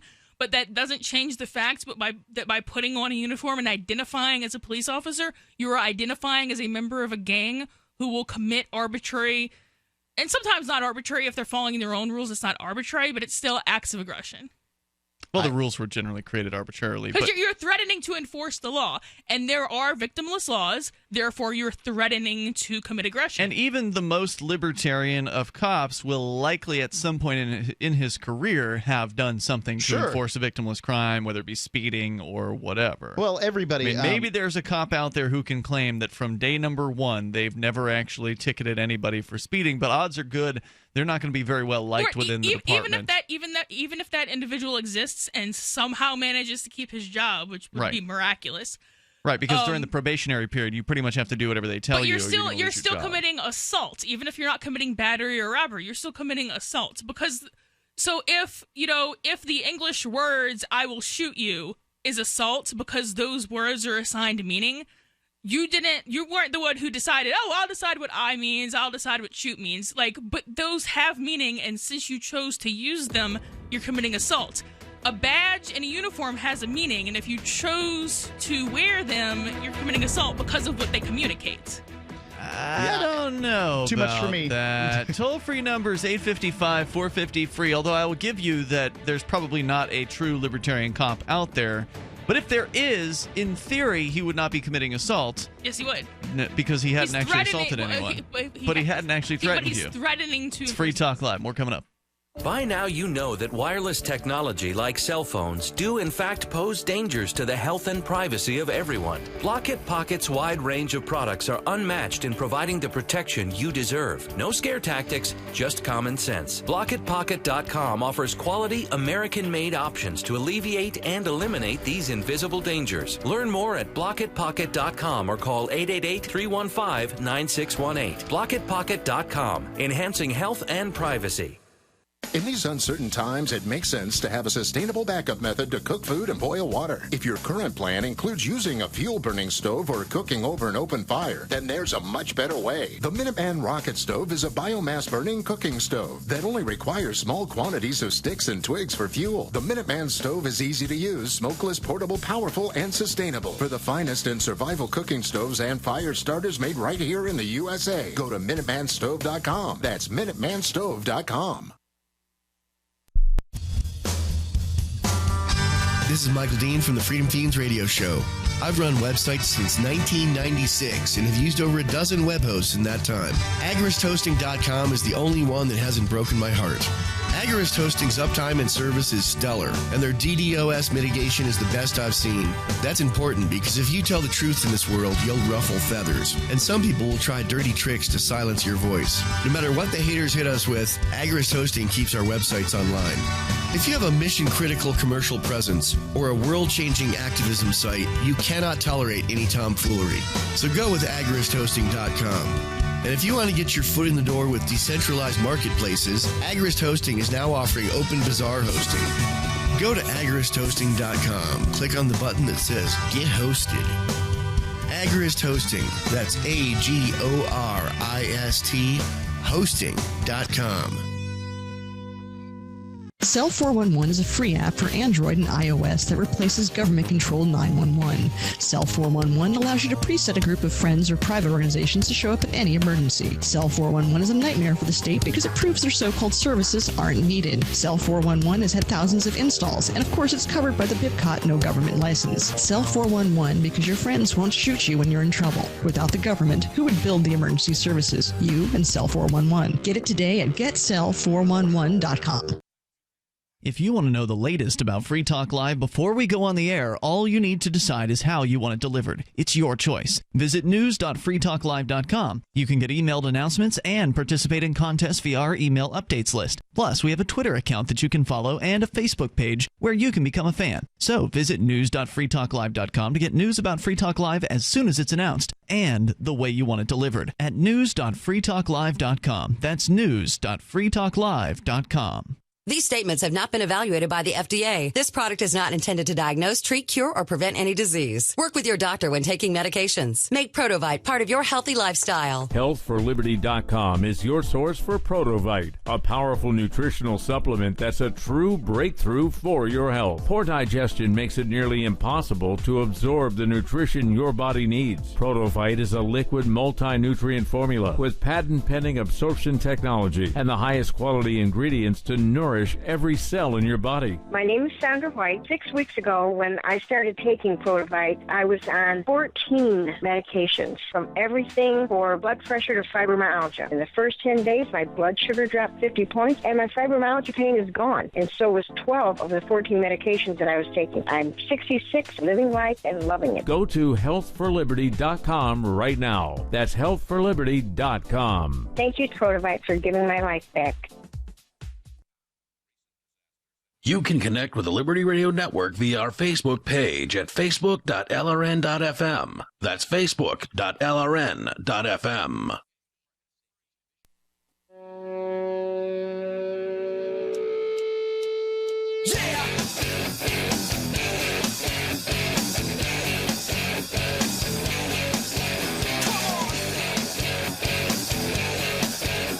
This is Free Talk Live. Dial in toll free and join us on the radio waves. The number's 855-450-FREE. That's 855-450-3733. We've got Skype, and the Skype username is LRN.FM. Also, want to let you know about, Mark, do you have the details on this contest? Because I don't have them in front of me. I do. There is a contest going on with Jaxx. Now, we've talked about Jaxx a lot here on Free Talk Live. It's the official wallet of Free Talk Live. It allows you to hold multiple cryptocurrencies, including Bitcoin, Ether, as well as Dash. And also, I believe they just added Litecoin and the new Augur Rep tokens. Yep.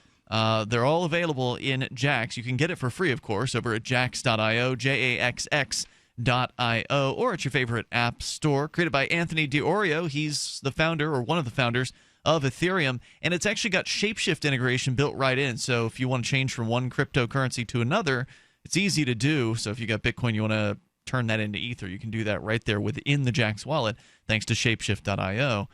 So once again, to download Jaxx, go to jaxx.io. It's super easy to back up your wallet and recover your funds. So if you lose your phone, not the end of the world with Jaxx. And what's the special offer, Mark? Because time is running out. We haven't even talked about it. It was short notice. We just found out over the weekend about this. So there's a contest that Jaxx is having. This is their contest. This is not our contest. Okay. But if you go to you can go to our Facebook page. I made a post, but you can go to their Facebook page. Seems a little easier. That's called Jaxx, JAXX.io. Yep. And you can find them on Facebook. But what they want you to do is to like Jaxx.io on the Facebook pages and Decentral's Facebook pages, and to join their mailing list at Jaxx.io. And they're going to, make it easy for you, to figure that out. They got links and all that sort of thing there. But they give you 100 Dash. What's a Dash? Do you know what a Dash token is worth at this moment? About $10. So this is a $1,000 giveaway. Huge. And it's a pretty big deal. So, there you go. So go to jaxx.io on Facebook and get the rules there? The rules, the contest is on the Facebook page. It is not on their website. And tomorrow, Tuesday, is the final day to enter, The drawing correct? is Tuesday. Drawing's Tuesday. Yeah, they're going to do the... What's the deadline for entering the contest? I think right then. It says here... At the drawing? We will, it doesn't give a deadline besides the winner live on Tuesday, October the 11th at 1 p. Eastern. Well... Whatever time you're hearing this, I would get there as soon as possible. Plus, I happen to know that if you just go ahead and do this anyway, they're giving away more stuff in the future. Oh, okay. So you might as well, then you'll be qualified. So you're pre-registered then, basically, for any future contests. Very cool. All right, so jaxx.io on Facebook. Go there and get the details and get moving on that because your time's running short real fast. So our toll-free number here is 855-450-FREE. Oh, yeah, I said we were going to talk, since we were talking so much about like family issues and raising kids and dogs and cats. Here's a story from thedailymail.co.uk. Call it a sign of the times. More couples these days want to avoid parenthood and embrace life without children. So some are marking the start of their childless families with vasectomy parties. One couple posted a Reddit bulletin announcing they were inviting friends to revel in the fun of being sterilized. The invitation calls on attendees to live it up in a house filled with sharp furniture and exposed outlets, the Sun reported. Instead of the traditional baby shower, couples also invite friends to car showers where guests help name their new car. They also play board games like The Price is Right, where they talk about what they can buy now that they've saved money by not having kids. Do they apply a cold compress to the gentleman's swollen scrotum? I mean, what else do they do? Absolutely. I don't know if it actually happens in tandem with the cutting, but it should, right? If you're going to have a vasectomy party, it might as well be when you actually have it. I can tell you when I had my vasectomy that it was most on my mind at that moment. The vasectomy was. Yeah, with sort of a week thereafter. Yeah. Yep, I agree. Sue, absolutely brilliant, said one Reddit user. Made me LOL, especially the wording on the invitation, the clever cake, and the advent calendar. Congratulations, by the way, and have a happy child-free life. Another commenter says, all baby shower is a party to celebrate that you had sex, that sperm managed to hit a fertile egg. A vasectomy shower is a party to celebrate soon-to-be sex. So this is, speaking as the childed amongst the unchilded here, this is where it crosses the line. What? This nonsense. Yeah, this is really silly. Yeah, if you want to have a cake and you want to have a silly, clever party, then please, by all means, do. There's a picture of a cake here with what appears to be a penis, some Band-Aids, and a pair of clippers. Yep, that's on top of the cake. I'll give you that. Clever. Now, but when you go to the all baby shower is the celebration of sex, a sperm eating, then you've moved into the area of jaded a-hole, right? Do they need to attack the people with babies? Right, that's where this comes in. This is like, it's bad enough to have a baby. You don't need to attack those poor when you start talking to me about how you feel about me having children, I now realize you're not talking to me anymore. You're talking to your parents who want you to have a child. And you know what? I don't want to have a conversation with these people's kid. Yeah. If you want to have a conversation with your parents about whether or not you're going to have a kid, go ahead and have that conversation. Leave me out of it, because this is juvenile behavior. The trend has become so pronounced that one couple posted a blog that they proudly named we'reNotHavingABaby.com. No, excellent. After 6 years of having looked forward to becoming a caring and all-out stimulating and dynamic mother at some indeterminate point in the near future, I suddenly realized this wasn't the only possible narrative for my life, said one woman known as Stephanie on the blog. She said, I'd swallowed the motherhood mandate hook, line, and sinker, and I'd never given myself the space and time to question whether I really, really want children. Amy Blackstone, one of the blog's authors, told the New York Post, our society is all about celebrating traditional milestones. You graduate, you get married, you have a child. Whose society is this? Because I never intended to have a child, and I did not feel the need to wag it in front of anyone's face. The fact that you didn't intend to? That I didn't intend to. This was just not, I just don't care. I think there are good reasons to not have children. Mm-hmm. If you don't want to have children, that in and of itself is the very best reason you're not qualified for kids. Yeah, and celebrating something that you're not going to do is just really weird to me. I'm not going to throw a party I'm not going to med school. That's just really dumb to me. Yeah. I find that annoyingly silly, but if you want to be annoyingly silly, okay, but I don't know. If these people are wanting other people to respect their decisions, and they're really being kind of disrespectful of other people's different decisions. Yeah. I'm going to have a party to celebrate that you're not having a child. It just doesn't... I see where you guys are coming from on this, but I also see where they're coming from. And they're coming from the point of view that their parents are trying to encourage them to have children. The lady said right there, she never considered for a moment life without kids. That's not my fault. And if this opens you up to do all kinds of other things, then pick one of those other things that you're able to accomplish because you're not, quote, tied down with kids, and then celebrate that. Go do that. Yeah, I think you're making a good point, but I can understand why they might feel like babies and all these traditional things that people are supposed to do are kind of thrown in their face. You're saying, hey, it's rude. By everybody who has a damn baby. They're posting their pictures everywhere, acting like it's the best thing in the world. We're happy. People post pictures of their new cars. You're allowed to celebrate things that you're doing. If you have a baby, if you're actually going to med school, if you're doing whatever you're doing. Imagine how pathetic your life is. They're celebrating if you're upset that somebody's posting a picture of their kid on their Facebook page. It doesn't upset me. You need a real life if that's what upsets you. It doesn't upset me. I'm just saying.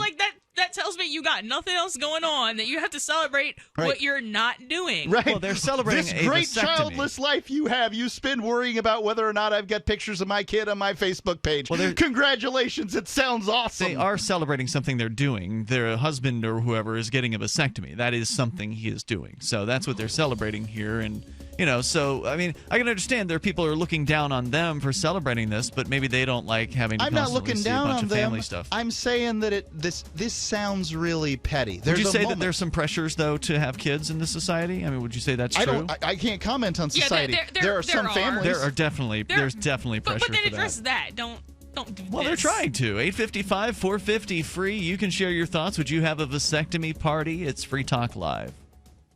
People who can afford a LASIK procedure sure are lucky.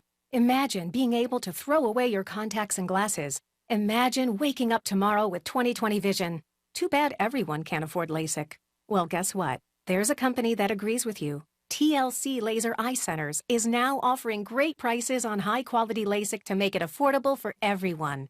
That means you get the latest FDA-approved all-laser LASIK technology for less than what others charge. And if you call right now, we'll schedule a free appointment so you can discover if LASIK is right for you. Results may vary. Call 1-800-929-5733. Even better, if you're one of the first 100 callers, ask about an extra $400 off your all-laser LASIK procedure. That's $200 off per eye. We've already performed over 2 million procedures. Let us help you. Discover how you can get the quality LASIK experience you deserve for less than what others charge. For your free appointment, call 1-800-929-5733. 1-800-929-5733. My computer is so slow, it's making me crazy. I used to have that problem. Did you quit using the computer, or did you buy a new one? No, I called Geeks On Site. They made an appointment to visit my home and showed up the same day. You mean they didn't ask you to bring your computer to a shop? That's what happened when I called a support company. Geeks On Site can go to your home or business or even repair your computer online. They have 24/7 emergency service. If you're having problems with your PC or Mac, call Geeks On Site, 1-800-591-1682. Our friendly certified computer repair experts are available 24/7. Call now for a free diagnosis, 1-800-591-1682. Data recovery, virus removal, and maintenance for all laptops, desktops, printers, and networks. That's Geeks On Site for friendly certified computer repair experts, available 24/7 over the phone or in your home or business. Just call 1-800-591-1682. That's 1-800-591-1682, 1-800-591-1682. We have a breaking news blast on the tragic situation happening across the country, in which more than 40,000 Americans have been trapped in a Confessions animal hoarding marathon on Animal Planet for the last 13 hours. The Animal Hoarders Marathon began at 9 this morning as victims were preparing for a full day before hearing the fateful sound of the show's opening credits. Almost instantly, thousands were pinned to their couches by a story of a heavyset homosexual living with his partner, his toothless sister, and 31 chihuahuas. Rescue workers rushed to free as many victims as they could. The rope secure? Rope secure. We're gonna get you out of here. Just hold on a second, ma'am. Wait, I think the next one is about monkeys. Ready? Ready! Pull!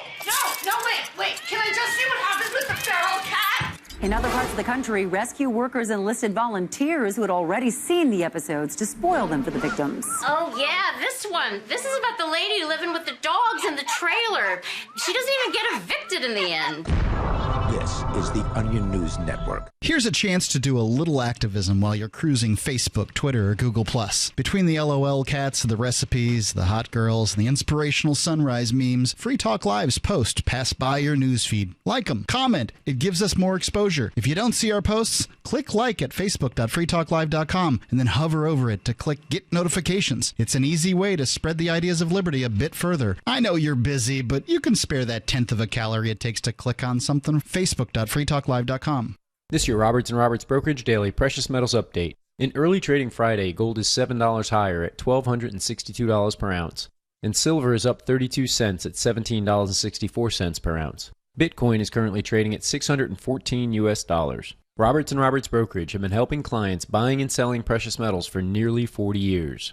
To see how we can help you, give us a call at 800-874-9760 or visit us online at rrbi.co.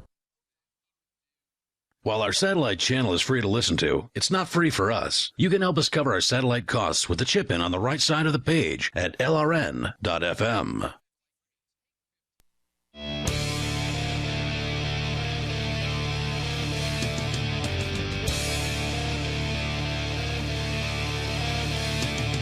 Free Talk Live. Dial in toll free. Bring up anything you want. Our toll free number is 855-450-FREE. That's 855-450-3733. Skype username is lrn.fm. And with you in studio tonight, it's Ian, Melanie, and Mark. We continue here. Of course, we'll take your calls and thoughts about anything. If you want to help support the show, one of the things you can do is support us directly by becoming a Free Talk Live amplifier. You can go to amp.freetalklive.com. You can get signed up there. It's $5 per month. We'll take that $5 in. We'll invest it with other folks' $5 contributions, and we will use that money to market, advertise, and promote the show to, let's say, radio stations, hopefully get on more stations to expose new people to the ideas of liberty, expanding our reach on the internet as well. All of that is possible, but it does take some money. So you send that over to us. We'll give you some perks like access to the AMP-only call-in lines, the AMP-only Facebook group, as well as the AMP-only podcast. You can get all the details and get signed up for just $5 a month over at amp.freetalklive.com. And you can also pay with Bitcoin if you want. So you can use any major credit card through PayPal. You can use Visa or MasterCard on our website. And also Bitcoin is available to you. So go to amp.freetalklive.com, amp.freetalklive.com. We're talking about the baby, or I guess the anti-baby shower, which is a celebration of a vasectomy. There are vasectomy parties that are happening with couples who have decided they don't want to have children, and some of them seem a little bit jaded about the whole societal pressure to have children. And Mark, you were saying that you don't believe such a thing exists. I think that it certainly didn't exist for me, the societal pressure to have a child thing. Again, I will reiterate, I was not intending to have children. My wife demanded that we have children and had to have a child, and we did, and it's the greatest thing that ever happened to me. I'm sure you've all heard that before. But like this, usually it seems to me this pressure must come from the parents. I suppose there are nosy people in the world that might say something like, so when are you going to have children? Which, of course, is a good question for somebody who's married. Well, no, it's not. Not unless you're their gynecologist. So you shouldn't ask that question to people who are married? I mean, not random people. If it's like somebody who you're really close to and you're like asking about their life plans generally, but as far as just like walking up to people in line at Walmart, oh, I see a ring on your finger. Do you have kids? Oh, when are you having them? Well, maybe that I think is out of line. I think usually people ask that shortly after the wedding, right? Like, oh, you're getting married, when you're intending to have kids. Like that's the next step is what people look at. Well, right? But okay, so what you're talking about is someone who would like know you well enough to know that you're getting married. I found that out from bartenders. I mean, well, okay, but there is, and I mean, maybe this is regional. Maybe I don't know if it happens in the UK or not, which is where this party is. But there are a lot of people who will just, at least where I was, will walk up to people and just like ask them really, out of line questions like that. When are you having kids? Why not? Like, it presumes that everyone has the same set of values about children. That everyone, right. And that's part of it. It might presume that they have the same set of values around marriage. So marriage, let's not forget that marriage is it's a deal, right? It's an arrangement, and we do not live necessarily in a world where marriage is an arrangement to, better your life by spending it with one person. It's basically an agreement to create a household and then have some amount of progeny to fill that household. That's what the purpose of the contract is, I think, to most people. I think I don't know if that's true. I think it's an agreement to do whatever you agree to do. I would say that is what it's moving into, but that's not what it has been in the past. And really, what's the difference between, like I said before, going steady and being married and not having kids? Well, I mean, there's a lot of difference. One's more of a commitment. One has, you're trading more things. If I'm just hanging out with a guy for the next several years, maybe I'll go get a law license. Maybe I'll, open a firm. Maybe I'll make lots of different decisions that I wouldn't make. Maybe I, go up a company and I can be a CEO and, fly to, California or something. You can do all those things, sure. Okay, but not if I'm in a committed relationship with somebody else who is here, like, or married to somebody else who is here. You can break up with somebody who you're just dating. You can break up with somebody you're just married to very easily. Yeah, but then the state gets involved. That's not the idea. Like, that's what has happened a lot of the time, and I think it's kind of. It's harder to get out of a marriage. I think it's kind of not exaggerated, but caused to happen more by the meddling of the state in it. But either way, it would still be a contract. Marriages, okay, so most people who are not married and not having kids are young and have few assets. Is that correct? Not married and not having kids. Sure. Yeah. They have few assets. Yeah. No-fault divorces are easy and cheap, and there's not much to them. get out. And the police, if somebody doesn't get out, the police will figure out who needs to get out. That's true whether you're going steady or whether you're married. There's no difference there. Well, yeah, that's true. And yes, from a legal standpoint, from what the state will do to you, there's probably only a couple $100 difference. You said, hold on, you said it was more of a commitment. It is more of a commitment. Wait. Can you describe this deeper commitment to me from when I say I'm going steady? Well, you have vows with a marriage. Just a second. Okay. When I say I'm going steady, there are a set of vows. What does it mean when you say you're going steady? There are rules to going steady, right? Like I'm going to be monogamous. I may report to you my whereabouts at certain times during the week, or whatever. All of the commitments for going steady are the same as the commitments for marriage. That's not true, because with the marriage, you're saying this is a lifelong contract. And you can have agreements. Okay, until recently, I was Ian's When tenant. does going steady end? When you get married? It's it kind is of indefinite. It's an at-will situation. Like, until recently, I was Ian's tenant. I had an agreement with him to pay him money in exchange for space. It was a non-state contract, but I didn't feel like it wasn't a commitment just because the state can't enforce it, if that's, whether that's true or not. But, like, just because, he's not going to use the state to enforce it, that doesn't make it not a commitment. And had I agreed with him to buy a house somehow without the state, if that's even possible, that's more of a commitment, even though the state's not going to enforce it. It's still a commitment. The difference there is, so going steady means we're going to hang out together until we decide hanging out is not cool.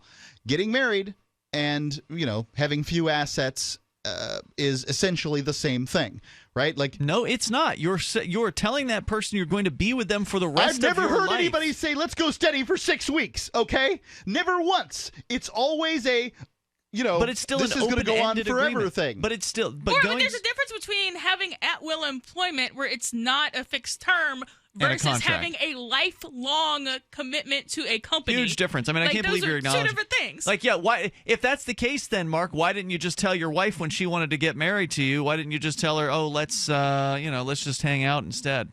It's the same difference. She wanted to get married very badly. But why didn't you argue with her and say, but what's the difference? Why do we need to get married? I argued all the time. She really wanted to be married. But why? Well, the reason because she perceived it as a greater commitment, right?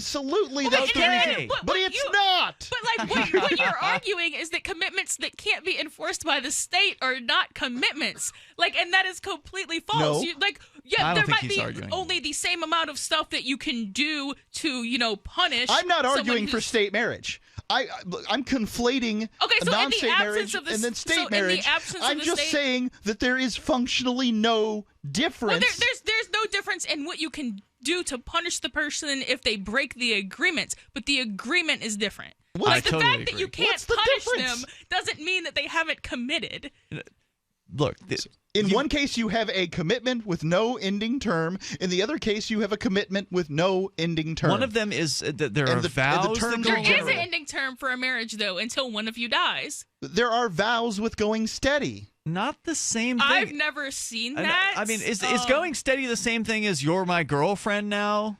That means you claim that you're... Well, what are the commitments for marriage? Love, honor, cherish. Basically, it means monogamy, right? For most people, yeah. Traditional marriage. I would put a lot... it would mean a lot more to me than Excellent. that. Write your own vows. But, what I'm saying is that essentially marriage is defined by monogamy, even though it's not defined by other people. For me, what it is the life partnership.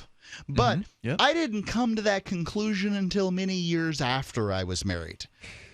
Okay? Just because you're slow. So you vowed to forever, but didn't realize it till years Forever is later? meaningless in a world where you can get a no-fault divorce, around the corner. Well, I guess some people take it... I understand that the government allows you and will not stop you from breaking your commitments. I understand that. If I agree to, pick somebody up at 5 o'clock and I don't do it, the government's not going to stop me. But it's still a commitment. Yeah, I'm totally with you on this one, Melanie. The toll-free number, if you want to join us here, 855-450-FREE. That's 855-450-3733. And hour number 3 is on the way. Plenty of time for you to share your thoughts with us on anything you want to discuss. This is Free Talk Live. For Bitcoin to be ubiquitous, people need to use it. For people to use it, they must have it. How can we get Bitcoin into more hands? Well, tipping might be a great way. What if you could include a bonus Bitcoin tip along with your regular tip to a server? What if that Bitcoin returned to you if unclaimed after 30 days? An attractive business card-sized Bitcoin tip that is easily claimed, gives instructions on wallets, spending, and returns to the user if unused? Tip.freetalklive.com. Tip.freetalklive.com. You've said it yourself. We need a healthcare system that focuses on health, not sickness. Health insurance pays for treating sickness but gives you nothing for being healthy. There's a free market healthcare company that gives you freedom from health insurance. They give you a proactive health assessment daily, no charge 24-hour access to doctors. Check them out right now at healthexcellenceselect.com. Any kind of doctor, traditional, integrative, chiropractic, acupuncture, and massage. You'll love the service and price. healthexcellenceselect.com. healthexcellenceselect.com.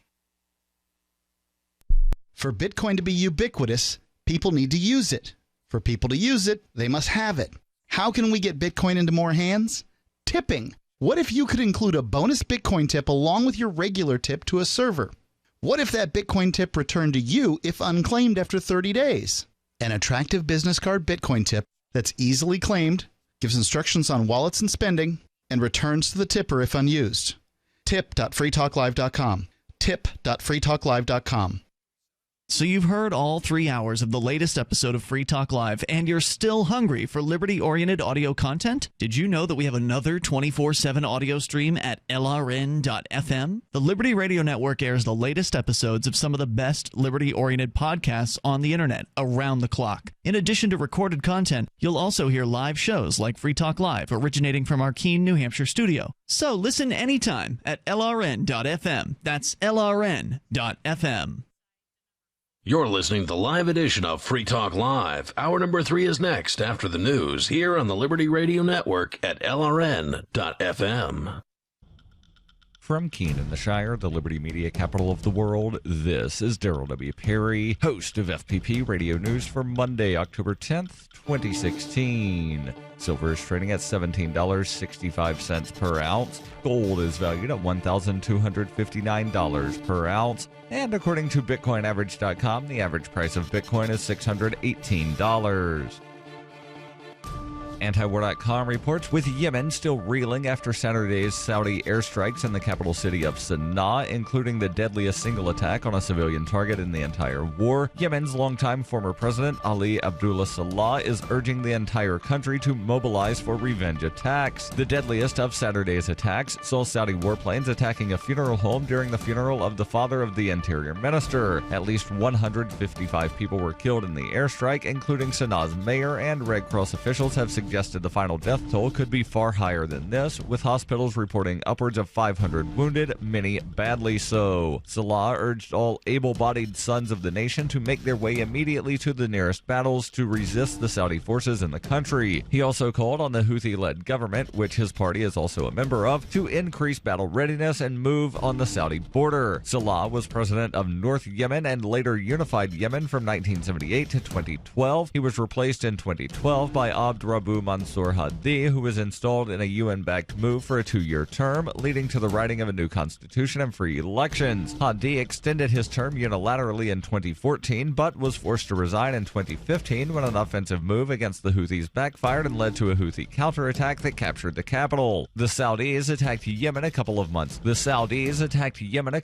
later, vowing to reinstall Hadi. And while Salah initially tried to stay neutral, a Saudi airstrike against his home led him back to his longtime rivals against the Saudi invasion. The current government in Sana'a is dominated by the Houthis, but also includes significant representation for Salah's General People's Congress. Are you an advocate for free market money? Do you promote Bitcoin as an alternative in a fiat-centric world? Then you need Spendabit in your arsenal, the search engine for things you can buy with Bitcoin. Spendabit aggregates millions of products from thousands of Bitcoin-enabled merchants. Keep your money in the free economy. Visit spendabit.co today. Bitcoin merchants, ask about our merchant suite to reach even more customers. Spendabit.co. UPI reports at least 29 people were injured when a Long Island Railroad train derailed Saturday night after hitting a work train blocking its path. New York Governor Andrew Cuomo said about 600 people were in the train at the time of the crash. The track in western Long Island, a popular one for New York area commuters, has been shut down. Cuomo said the crash was likely caused by a work train violating the passenger train space. The work train caught fire when the two trains collided. He said there was a splatter of yellow paint visible where the collision occurred. Nassau County Executive Ed Mangano said 11 people were taken to hospitals, none with life-threatening injuries. For nearly 40 years, Roberts & Roberts Brokerage has been a trusted source for buying and selling precious metals like gold and silver. They also take Bitcoin for precious metal purchases and have permanently removed the minimum purchase amount for all orders paid in the digital currency. Call Roberts & Roberts today for knowledgeable advice on buying and selling precious metals and a forward-thinking approach to new technologies. 800-874-9760 or visit online at rrbi.co. Reuters reports raging North Carolina rivers still rising after Hurricane Matthew threatened up to a week more of death and destruction, according to the state's governor, on Sunday as the storm's remnants headed out to sea, leaving a path of carnage from the Caribbean up the U.S. southeast coast. Matthew, the most powerful Atlantic storm since 2007, was downgraded to a post-tropical cyclone on Sunday after its rampage through the Caribbean killed nearly 900 people in Haiti. In the United States, the death toll rose to 17 people. More than 2 million U.S. homes and businesses lost power, with 5 people reported missing and rivers rising. North Carolina Governor Pat McCrory said he expected more deaths. McCrory said 8 people in the state have died so far, raising the count by 1, and several rivers are swelling to records and will not crest for days. Many coastal and inland communities were still underwater, either from coastal storm surge or overrun rivers and creeks, and dangerous conditions existed for downed power lines and damaged homes. As of Sunday evening, the center of the storm was about 200 miles off the coast of Cape Hatteras, North Carolina, and heading away from land. Florida reported 5 storm-related deaths. Georgia 3, and South Carolina had 1. This has been FPP Radio News. Online at fppradio.com. It's The Onion Radio News. General Motors reports record sales of its new disposable car. This is Doyle Redland reporting. General Motors has announced a 56% increase in earnings this year, attributing much of it to February's wildly successful launch of the GMC Whim, the first ever non-refillable disposable automobile. Debuting at a cost of $1,100 each, the vehicles are flying out of showrooms as quickly as dealers can stock them. Whim enthusiast Glenn Shriver. I recently consumed 4 vehicles driving from my home to Daytona Beach for the first annual Whim Owners Convention. I've already collected all 8 colors. Rival automakers are preparing to counter with their own lines of disposable cars, including the Ford Temporare and the Chrysler Dumper. The 2002 Mitsubishi Ditch will be unveiled later this year with a projected sticker price of $799. Doyle Redland for The Onion Radio News, online at theonion.com.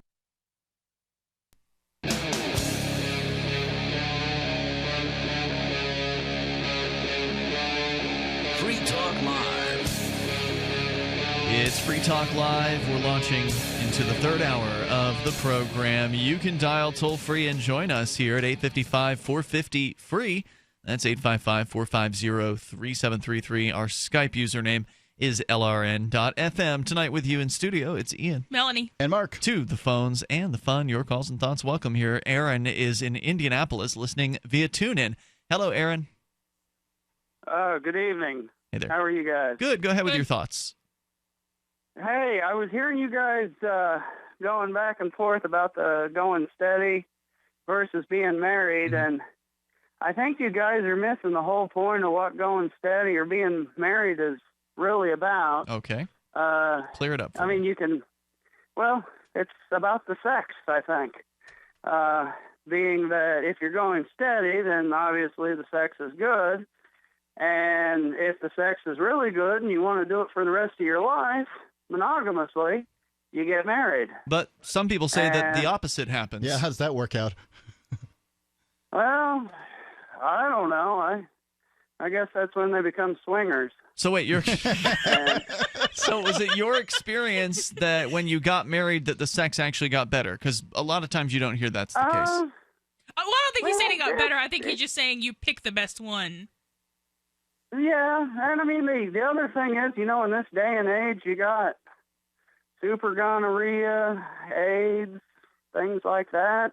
And monogamous relationship is really about the only way to avoid those type of things. So yeah, I mean, I agree that monogamy is generally safer. But if the only reason you're getting married or in a relationship is for the sex, you're gonna have a horrible time. Well, I don't know. Well, I'll put it this way. I've been married for about 10 years, and I find the sex very satisfying. Okay. Well, no, but you were saying that's the only thing, and... Well, I mean, I don't know. God, you run out of stuff to talk about after the first 2 or 3 years. It's nice to have somebody to split the rent with.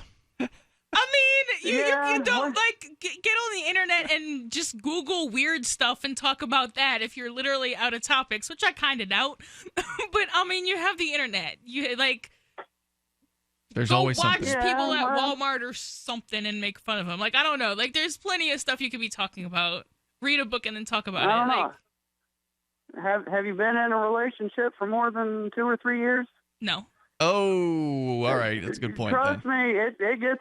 Yeah, I'm talking from personal experience here, but I'm kind of not a very interesting man either. I mean, but there's people who I've known for longer than 2 or 3 years, and we don't run out of stuff to talk about. Yeah, but you don't live with those people. I've lived with people for longer than that, and we haven't run out of stuff. I've been sitting at a restaurant with my wife when somebody's gone, taken Jack for the evening or whatever, and kind of not had things to talk about.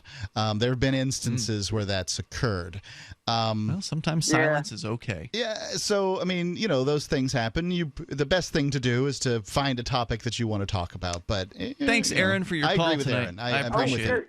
Could I jump in with one more thing real quick? Or, go ahead. Or real quick. You were talking about the societal pressure for having kids, and I think my mother was the biggest source of pressure for that. Yep. She wants grandkids. So, I don't, grandmas, I guess. Where's the grandkids? I want grandkids. So, yep, I'd say you're probably right about that. Thanks, Aaron. Appreciate it, man. If you don't want kids, don't do it. All right, have a good evening, guys. Wait, if you don't want kids, you're probably going to be a horrible parent. And that, not directed at you, but in most cases, and there is societal pressure, though. I know people in southern Louisiana who get, told by strangers that they're selfish for not having children. A, none of your business. B, if you don't want kids, you should live your life selfishly. You're selfish for having kids too. Everybody's selfish. No matter what. when I do have kids, I don't want kids for altruistic reasons. I want kids because I want them. And I joke about it being a good way to spread the message, but it's even if you do have the idea of I want to have this kid for some positive reason for their benefit or whatever, you're still doing it because that's what you want to do. You're still you're still doing it to satisfy some sort of desire that you have. If you're for entirely that. unselfish, what you'll do is adopt a kid. Even that's a selfish act because you want a kid. Anything you do in order to make yourself feel better. Correct. And then you die. If you didn't, you wouldn't do it. You would try to avoid it. I mean, either it's pleasure or pain usually in this life, and we try to avoid painful things and try to do as many pleasurable things as we possibly can. So, you wouldn't adopt a kid if you believe that it would be constant pain. I understand that people who don't want to adopt kids don't adopt kids, but if you're coming from that viewpoint of you shouldn't do selfish things, then the fictitious, hypothetical, unselfish person, what they would do would adopt a kid because that's the highest cost with the least amount of benefit of all three options. I see what you're saying. When you compare the options, it does seem to be the least selfish because ultimately there is that strong desire to reproduce oneself that apparently a lot of people have. And so even though there are a bunch of kids out there that could use adopting, people just won't do it because they want to have their own kid. Their own, they want to pass on their DNA. I mean, even still, I do see your point. Even still, if I was to adopt a child, I still get to, teach in anarchy. So, which is also, part of the reason why the state would probably never give me one, even if I did want to try. But, is the state in control of all adoptions, or are there still some, churches that do it? The state still has to approve them. I wouldn't be able to tell you. I don't know. I think that your desire to have children to indoctrinate them is as disturbing as anybody else's desire to have children to indoctrinate them. It's not uncommon, though. It is not uncommon. A lot of parents want to make the little mini-me's. Let's talk to Ricky. He's on the line in Pennsylvania via Skype. Go ahead, Ricky. The Commonwealth of Pennsylvania there, Brother Ian. All righty, then. Go ahead. All right, Brother Mark, Miss Melanie. Hey. Good evening. Good evening. How come she's Miss Melanie, not sister? Why are we your brothers, but Melanie's not your sister? No, she is my sister, brother. But, it's that Southern gentleman in me coming out from time to time. All right, fair enough. All right. Now, I was going to talk about something else, but I heard Miss Melanie talking about this whole marriage thing, and I wanted to share a little something with her, if I may, Miss Melanie. Go ahead. Are you married, Ricky? No, but maybe soon. I was engaged. Now, if I may, I know you're not supposed to ask a young lady her age, but if it wouldn't be out of the 30. question. You're 30. Really? Okay. I would have guessed so younger. Your girlfriend's just a tad bit younger than you. Now, my girlfriend is 28. Now, I wanted to chime in on this, and I listened to this married man. He must be some kind of Trump supporter because I hear that locker room talk coming out. By the way, I'm totally against all of that, and I think that's a pile of crap. I'm with Ian on that when it comes to talking to the ladies. Now, who are you talking about? The last caller? Who are you talking about? He's jumping all over the place. Now he's talking about Trump. Oh, chill out, Ian. I'm plenty chilled. Please. Don't worry. Okay, me too. Anyways, the point is... I just want you to focus. Focus like a laser. I'm focused. Now, with my lady friend, a good girl from Nazareth, Pennsylvania. Now, I went out with her originally a year ago. Kind of things happened. We kind of separated apart. Now, we got together this year. She called me. Now, the thing is, we talked so much and did so much last year. I've never had relations with this woman. Now, it was now this year, probably I'd say around May. She calls me up. To me, that's enough. I'm down with this young lady. So now I'm at the point where I'm going steady. Now, you see my picture probably there on Skype. No. Now, the fact of the matter is, now that we're going steady, I took myself off the market. I don't believe on having sex on the first date. Very rarely will I ever do that. Now, the important Very rarely thing will is, I ever be offered the opportunity. I'm sorry to hear that, Brother Mark. And you're so likable, too. I don't get it. You really are, man. I love you. I think Ricky just zinged you there. I think he did. I think that was a good zing. Well, what it comes down to is now that we're going steady, I decided to take myself off the market because a man can only give 100% to one woman. I'm not interested in playing the field. Now, what's going to happen next is one of these days, I'm going to give her a ring. If I may finish it after the break. Hold that thought, Ricky. Ricky's dating advice here. 855-450-FREE. That's 855-450-3733. And you can join us here. Take control of the airwaves on Free Talk Live.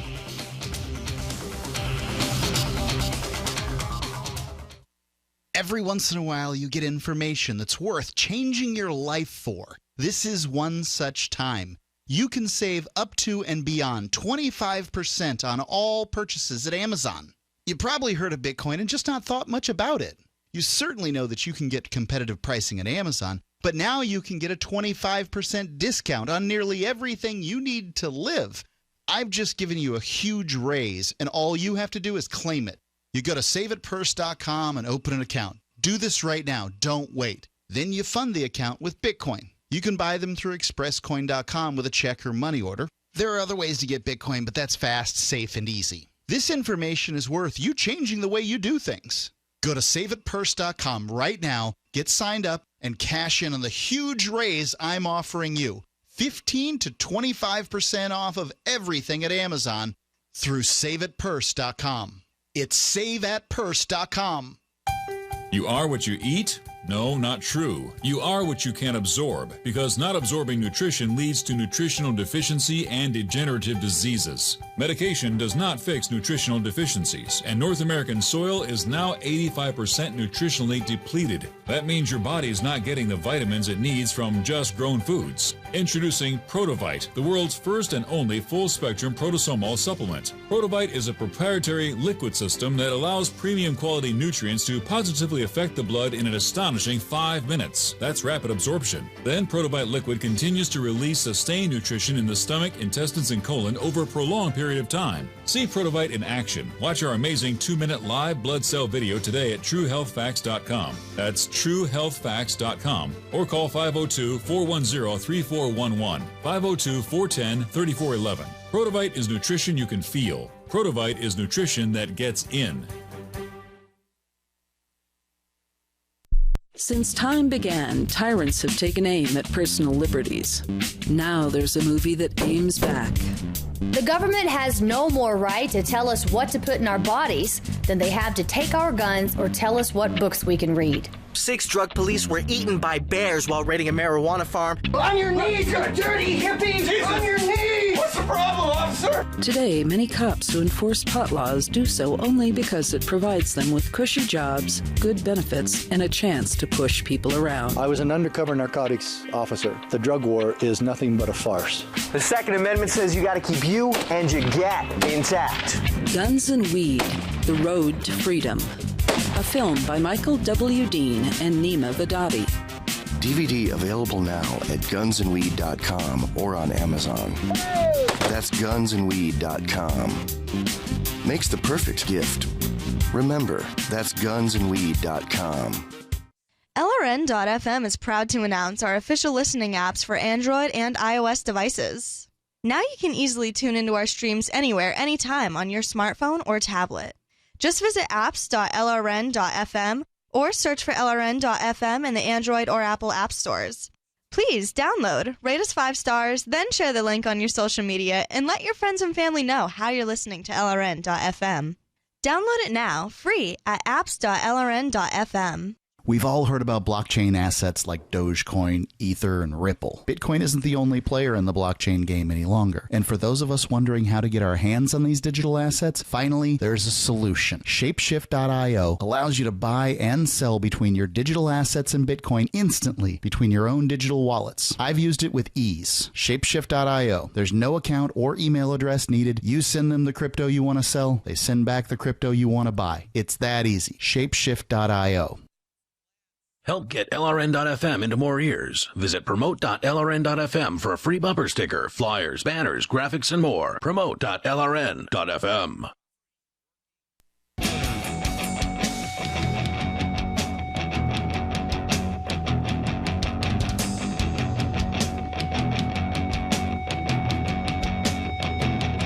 It's Free Talk Live. And you can dial in toll-free here. Bring up whatever you want. The number is 855-450-FREE. That's 855-450-3733. Also, you can join us online over at freetalklive.com. Get your shopping done by going to shop.freetalklive.com. You enter Amazon through the links you'll find there. There's Amazon UK, Amazon Canada, and Amazon US. You click into the right Amazon for you, and Free Talk Live will get a cut of your purchase. So just go and get your shopping taken care of, and you'll help Free Talk Live at the same time when you start your shopping experience at shop.freetalklive.com. It's Ian, Melanie, and Mark in the studio here. Ricky is on the line in Pennsylvania talking about relationships. And you were we've been talking about marriage, for instance, and commitment and things like that here on the show tonight. And go ahead with your thoughts, Ricky. Well, Ian will probably remember I told a story I don't know, a few months ago about a one-night stand and just that exact having sex on the first night stuff. Now, the fact of the matter is that after a while, see, I don't have to have sex with this girl because, first of all, I know it's going to be good. She's cute as a button. She's 28 years old. She's a good girl from Nazareth, and I know everything about her. So when the time comes, it's going to be right. Now, it's going to happen after a while. I'll go distance with this girl. Now, Miss Melanie. Yes. Can I ask you a question? You just did, but you can ask another one. Well, now, with the guys you've gone out with, now, unfortunately, there seems to be some kind of BS guy code at all costs get laid. Now, that's one thing I want you to ignore. Now, the fact is you need to wait. Don't just put out for these men. There's no test in the waters crap. I'm not. Good, because you sit there and you wait. Do it the old-fashioned way. I wish somebody would have warned me when I was younger about all the women who are going to try to make me put out. Well, he said specifically men would do that. Because what's going to happen is if you go with a gentleman, he already knows the girl for who she is. He don't need to do that. See, eventually, if he's serious about her, there's something called engagement. Now, once you get the ring, now this will answer your first question earlier tonight. Now, I know with the law in the Commonwealth of Pennsylvania, once you're engaged, that's a contract to be married until it's broken. Or that's also when you're committed to one another under that agreement. Now, once it's broken, that guy has to give that ring back. Now, the fact is that means that they're to be getting married at some point. Now, guys will play the game, and they'll try to stay engaged for 20 years. There's one right across the street from me over here. He'll never marry her. And he abuses her, too. Yeah, what's the longest time somebody should be engaged? My answer to that, I would say, from my experience, and I've been engaged more than once, at least twice. And what it comes down to is I would say it could be anywhere from a minimum of, I'd say maybe, and this varies, but say about 6 months, say, up to maybe. Now, if a guy doesn't marry you after 2 years, my suggestion, I would recommend calling off the engagement. I wouldn't be engaged that long. I would say you should be engaged for no longer than a year. Yeah. 2 years seems like the max. I would say that because, if you're looking for a specific date, the maximum you will have to wait for that date to come around. And if somebody says February 29th, then they're just making that up. I don't believe them unless they have a really good excuse. I've got to be married at the country club in the spring. That's the maximum amount of time you'll have to wait for a date to come around if there's a date that's important to you. Yeah. Because it does not take that long to plan a wedding. To me, if you're engaged, that means you're planning on doing a thing. You're planning on getting married. So it does not take years to get married. So anything longer than a year, and they're screwing around. Yeah. Thanks, Ricky, for the call, man. Toll-free number tonight, 855-450 free. Well, since there are only essentially, except for leap years, there are only 7 calendars. Because January 1st can only be on a Monday, Tuesday, Wednesday, Thursday, Friday, Saturday, or Sunday, right? So there are only 7 different possibility iterations of the calendar. So if you have a special date, you could wait many years in order for that special date to come up. No, so January 1st, regardless of what day of the week it is, then that will happen you get married within on Saturdays. a year. You get married on Saturdays. You get married whenever you good and well feel like getting married. Let's continue. Jacqueline, I believe, is on the line, listening to K-Talks. Jacqueline, are you with us? Yes, I am. Hi. Hey, welcome. You're on the air. Go ahead. You had a gentleman talking about conventional marriages and how that they're supposed to be all that important because you say, I vow to love, honor, and cherish. Mm-hmm. There's several other marriages. My husband and I got married last February. We did a pagan ceremony called the blood ceremony. Oh, tell me about that. And we're married. We stepped in front of the high priest. We said our vows to each other, pricked our fingers, 3 drops of blood in the fire. In a fire? And in a fire? In a fire. Okay. Yes, a fire. F-I-R-E, fire. Gotcha. Yeah. And we were married. What's the idea of dropping blood into a fire? What's the idea of that? I'm sorry? What's the idea of dropping blood into a fire? What's that symbolize? What it does is the fire evaporates the water within the blood, sends it up to the spirits. Okay. So the spirits know that you two are in a union. And a thing that we would make strong pacts with when I was young was we would prick our thumbs and then smear the blood together. Probably not the safest thing to do. Brother. Well, I mean, it's not like as 10-year-olds we were out there, contracting a lot of social diseases. Good point, but still not the safest thing. I did that. Like I said, I did that too when I was younger. Yeah. Okay. So, I mean, is there a difference? My husband's 55. So, I mean, besides the ceremony itself, the pagan marriage is also a commitment, correct? Yes, it is. Right. It is a commitment to all use the Christian love, honor, and cherish, and be as monogamous as you possibly can. Or at least as monogamous as the partner wants you to be, or whatever. Is monogamy a value within paganism? Yes, it is, but you can also have an indiscretion.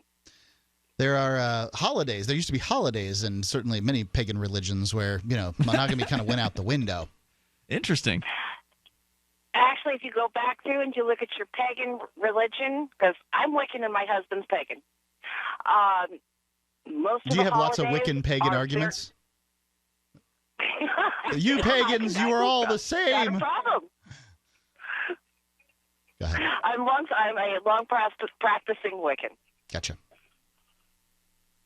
Was there more you wanted to so share? I could sit here and talk to you about that all night if you want. No, we're not going to do that. Jacqueline, thanks for the call. I appreciate it. You're welcome. Toll free, though, number 855-450, free. The nice thing about these holidays where everybody sort of takes off from the marriage and can do what they want is if there's an issue of, say, low sperm count or, that sort of thing, it can handle that issue.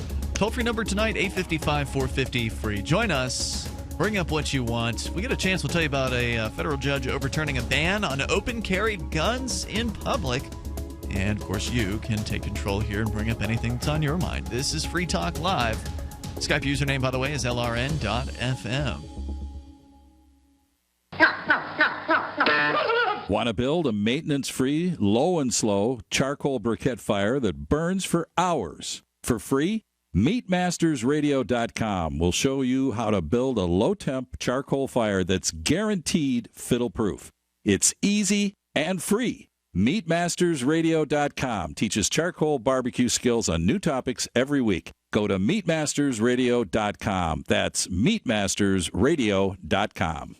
ProPure water filters, making water great again. Taste and feel the difference with state-of-the-art filter technology. Pro 1 G2.0 and Pro Max filters are independent lab-tested to NSF standards. Choose from Gravity, Countertop, Pitcher, Shower, and Inline filtration products. There's a ProPure for you. Buy risk-free today. Visit your authorized ProPure dealer for details or ProPureUSA.com. That's ProPureUSA.com.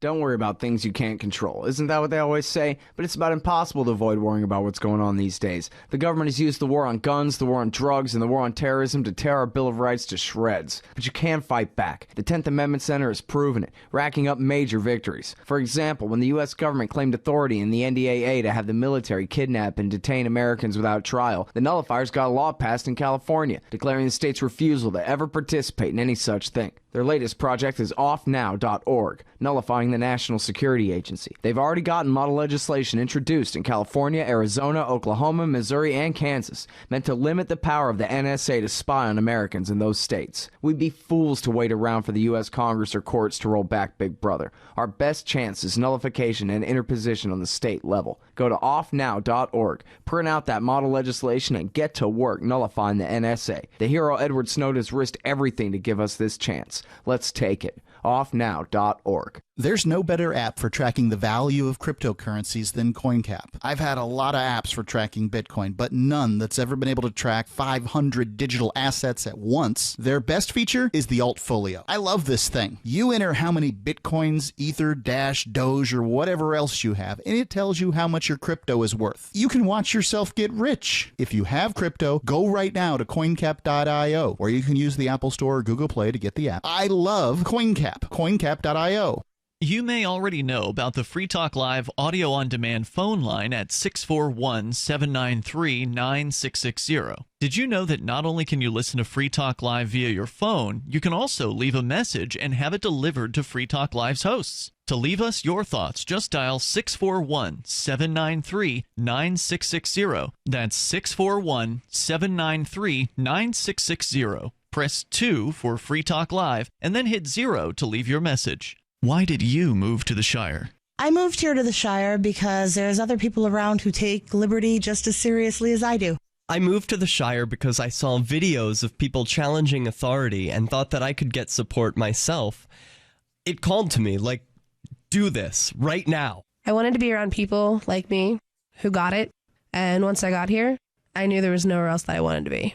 I've always wanted to change the world. So I moved to the Shire to join people who were actually working towards doing the same thing.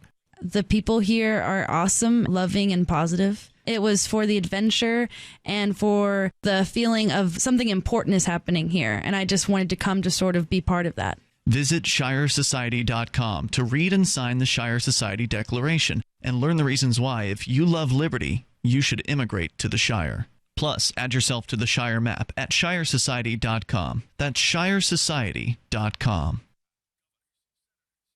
This is the Liberty Radio Network, broadcasting the latest liberty-oriented audio content 24 hours a day at LRN.FM.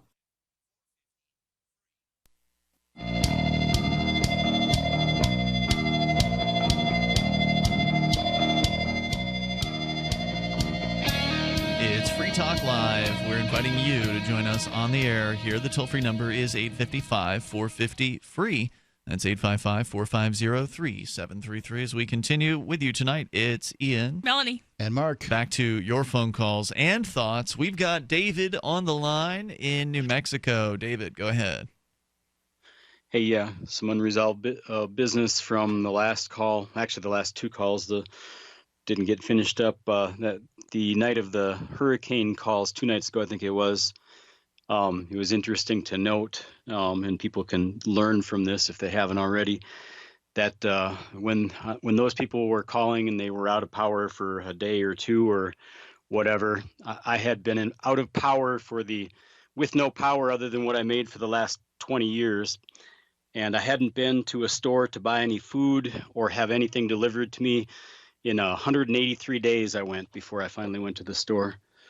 Yeah, you're very self-sufficient. You were telling us about that. That's pretty impressive. On another show. Yeah. No, I'm not connected to anything. I started with a piece of land that had nothing on it, absolutely nothing. So I put a fence up around to keep the cows out, and just went from there, so on. And water, sewer, trash, gas, electric, whatever it is that you are hooked up to or pay a bill on or whatever, I do every bit of that myself. So you're saying no power, no problem for David. Well, I have power because I make it. I got solar panels that I put in and I manage them. And when the components break down or wear out, I replace them. And so, yeah, I get all the power I need just from the sun. Cool. You can do it from the wind as well. But anyhow, so the best message to everybody is that even in cases of hurricane, you don't have to be out of anything. I mean, you can't, short of building your own dike, you can't keep floodwaters out. But most of the problems of hurricanes is power outage, and most of the power outages. And wind. What do you mean? Wind can pick things up and throw them and, injure people and destroy things. But most of so what I'm saying is there's a lot of people, there are millions of people in the United States that are currently affected by Hurricane Matthew. Yeah. The vast majority of those people's effects have to do with cleaning up some shrubbery out of their yards and the fact that they have no power. No, I know what you're saying. You're saying that power outages affect a lot of people, but I'm telling you, as far as the actual damages of the storm, losing power isn't really going to really cause any sort of long-term damage. Getting clocked in the head by a flying branch could very well kill you. Or that's knocking a tree into your house. Big effect, but it happens for few people. I'm just saying that, hey, if you have, like he says, if you have your power source, your power generation source close to you, then you, at the very least, you can fix it. You can get the parts to fix it, that sort of thing.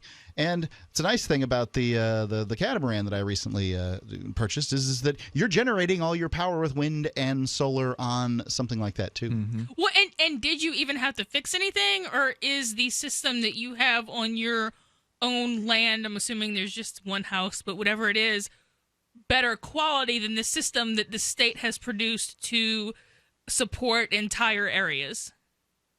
Oh no, it's not better quality. It's just, average stuff I buy, at this store, that store, right, whatever. If the hurricane knocked out the state system but not yours, then yours is better quality. Yeah, better quality in terms of reliability. Yeah, you can, in a hurricane zone, you can take a direct hit from even a Category 5 hurricane, and if you're and as soon as and all through the hurricane, if you stay there or when you come back, you will immediately have power again because you can protect your system from the hurricane damage, and you will have power the whole time. Besides the storage batteries that you have inside of your house, even without any recharging by the solar panels, will give you power for as long as you manage. You could have power from your storage batteries on a level that gives you everything that you need, literally for 3-4 months without being recharged. You could have enough power to be on the internet, make phone calls, have lighting. Really, it could last that long? 3 to 4 months? Yeah, like I said, you have to manage it correctly. Yeah. Like right now, I'm talking to you the way that the way that I always operate, including now while I'm talking to you. If I had a normal bank of storage batteries, which I don't have near as many as what a typical solar setup has, but if I did, with my power consumption, I could literally go probably 6 months without recharging anything and do everything that I do in normal life, which. And you talk to me daily, and you're not the only thing I do all day long, and so sure. So yeah, you can go a long, just literally one. If you go to Walmart and you get one marine combination charging starting battery for $100 at Walmart, and that thing's new and it's fully charged, you could literally operate your smartphone, which gives you the internet and phone calls and whatever you do on a smartphone. Is in your normal usage patterns, excuse me, and lighting, which is your two primary, not talking about refrigerator and air conditioning, but the essentials, lighting and your internet access and your phone. One battery, new and fully charged, you could make that last probably 2 weeks. That's pretty cool. And most solar setups in the typical solar setup in somebody's house that's off the grid, they don't have one of those batteries. They have the equivalent of, say, a bunch, 20 or 24 of those batteries. So you can see how long they can go on those usage patterns. So yeah, and the solar panels are getting more affordable and more efficient all the time than they ever have been. Yeah. So there's no reason not to look into it. For emergency purposes, if the easiest thing you can do, you don't even need the solar panel. If you just have a couple of those batteries from wherever you want to buy them from, the Deep Cycle, and just keep them charged up with a little charger in your garage. Each one of those can keep you going for 2 weeks for internet, phone calls, and lighting. Good advice, David. Thanks for the call tonight. I appreciate it. The toll-free number here is 855-450-FREE. Let's go to Mountain Man, calling from the Mojave, listening on the radio. Hello, Mountain Man. You're on Free Talk Live. Hi, how you doing today? Hey, what's on your mind?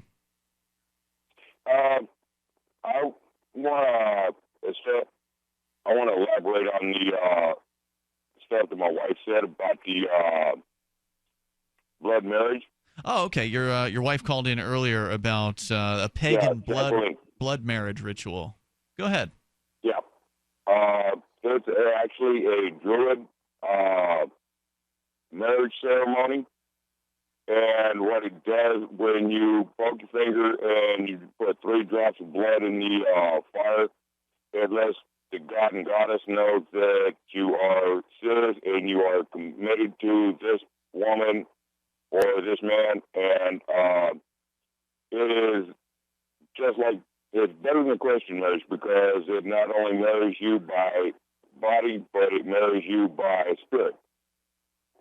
And he said it's better than a what? Christian marriage. Oh, Christian marriage. Okay, gotcha. I'm sure they've got their arguments for their marriage, too. You know what? I think everybody should have the kind of marriage they want to have, whatever that looks like. But if it's meaningful to you guys, I mean, well, Jacqueline and I have been married together for a year. Almost a year. And I'll tell you what, I love the woman. I still love her. We've had arguments. But I'll tell you what, I take a bullet for it. Sound like a good man, Mountain Man. Now, is there a difference between, like the traditional wedding of the Christians or whoever? They've got rings that they exchange. Is there any kind of symbolic exchange of rings or vows, or are there any similarities at all? Hand each other twigs or leaves. Hang on. What's the fish Okay, now so hold on. Huh? I guess he's busy doing something. I think he said hang on. As though we've got nothing but time here. Hold up. Hey, good luck, Mountain Man. Thanks for the call tonight, man. I just can't hold on too long there. Toll-free number is 855-450-FREE. That's 855-450-3733. There's a lot going on in that mountain. Busy times.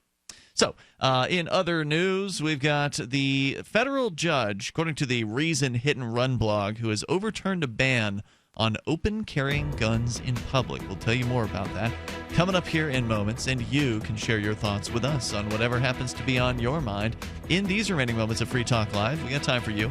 You can join us toll-free, 855-450-FREE. That's 855-450-3733. And the Skype username is lrn.fm. This is Free Talk Live.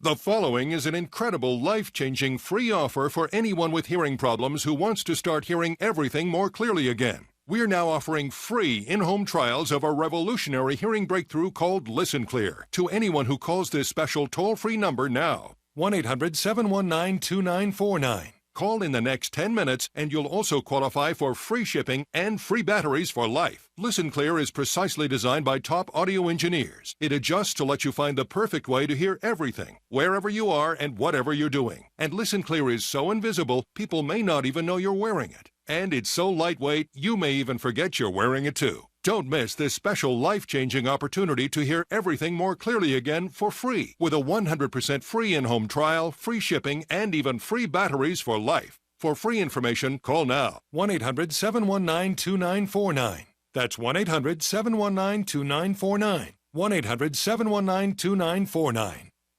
For over 5 years, you've been hearing about the Berkey Guy, so you may know a few things about him. For example, you are well aware of the superior quality and effectiveness of Berkey water filters and accessories. But did you know the Berkeys have had independent lab tests done to prove just how effective they are? It's true, and he can email you the test results. Just visit GoBerkey.com. You may also know that the Berkey Guy has helped tens of thousands of people get better prepared. Now here's something you may not know. GoBerkey.com has amazing specials and deals all the time on a wide variety of survival and preparedness products. Most ready to ship same day. Visit the Berkey Guy at GoBerkey.com and be sure to click the red Products on Sale Now button. You can always call toll-free 877-886-3653. Again, that's 877-886-3653.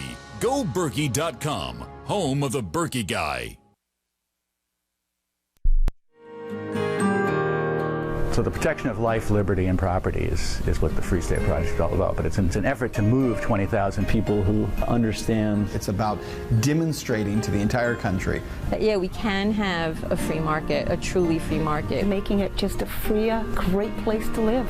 It's the world's largest voluntarist libertarian community, and it's only getting bigger. That's amazing, to be able to move to a place where other people passionately believe in being free and independent. What the Free State Project is managing to do, though, is to put their money where their mouth is. It's physically getting up across the country and saying, let's go someplace and let's demonstrate the power of these ideas. There's a lot of kind of philosophy that surrounds liberty. There's a lot of thinking about it and talking about it. But here in New Hampshire, people are doing it. 101 Reasons Liberty Lives in New Hampshire, a documentary by Free State Project Early Movers. Watch it free at 101reasonsfilm.com. 101reasonsfilm.com. DVD, books, music, instruments, periodicals, computers, software, electronics, photo, cell phones, office products, home and garden, bed and bath, furniture, kitchen, pet supplies, automotive, hardware, apparel, shoes, jewelry, grocery, healthcare, sports and outdoors, toys, games, used, and more. It's a department store at your fingertips. Shop.freetalklive.com. Get all your shopping done, get a great deal, and a portion of your purchase goes to benefit Free Talk Live when you enter Amazon via shop.freetalklive.com.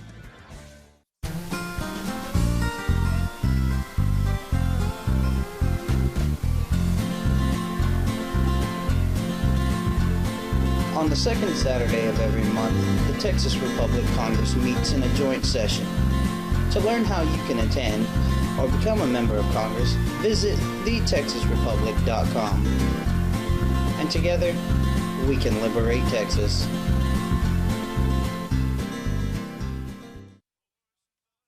You can sign up to receive the latest about the Liberty Radio Network via our email updates at updates.lrn.fm. That's updates.lrn.fm.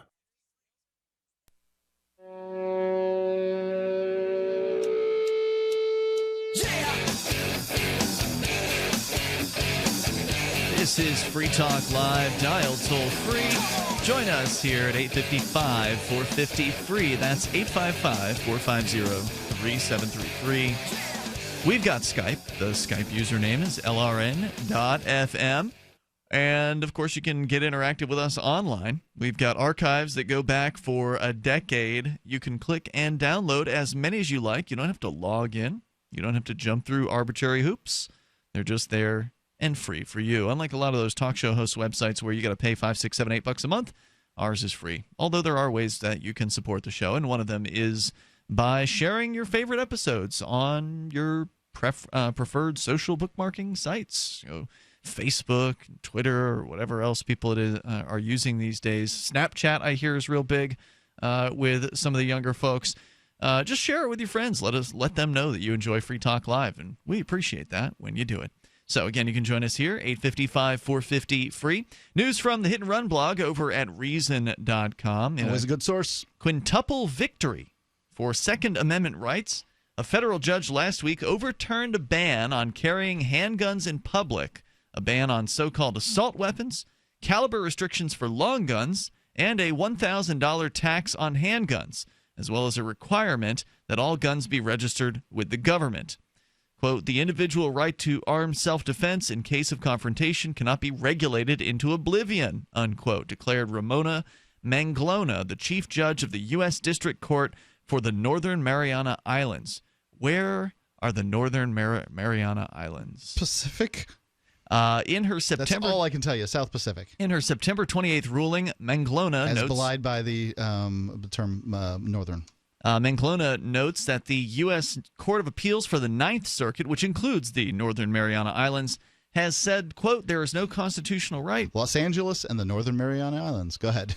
Has said that there is, quote, no constitutional right to carry a concealed weapon in public, unquote. But the Ninth Circuit has not addressed the broader question of whether the right to armed self-defense recognized by the Supreme Court in the landmark case District of Columbia versus Heller extends beyond the home. It is just north of Guam.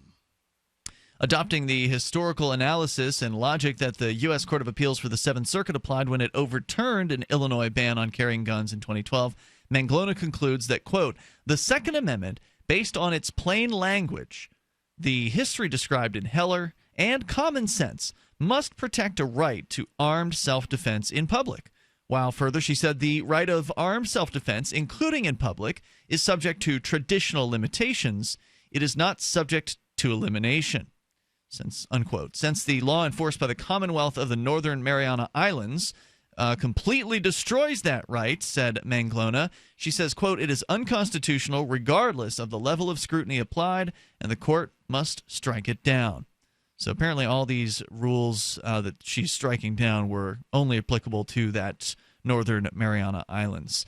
I wonder what the population is of the Mariana Islands compared to Guam.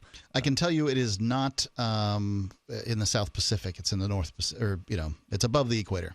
Manglona emphasizes she's upholding, quote, the individual's right to carry and transport an operable handgun openly for self-defense outside of the home, unquote. And that's because the traditional limitations she mentions include bans on concealed weapons.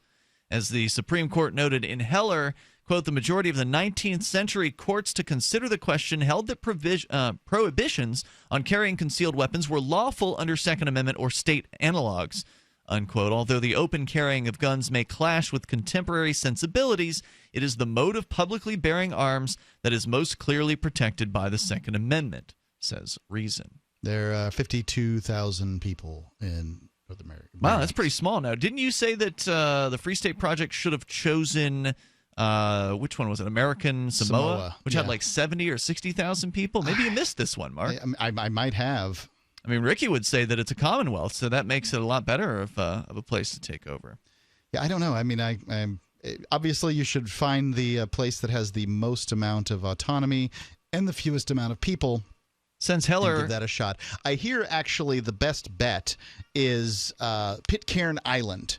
So they will let you come there, and they'll give you even land and perhaps a house if there's happens to be a house on the land to give you or whatever.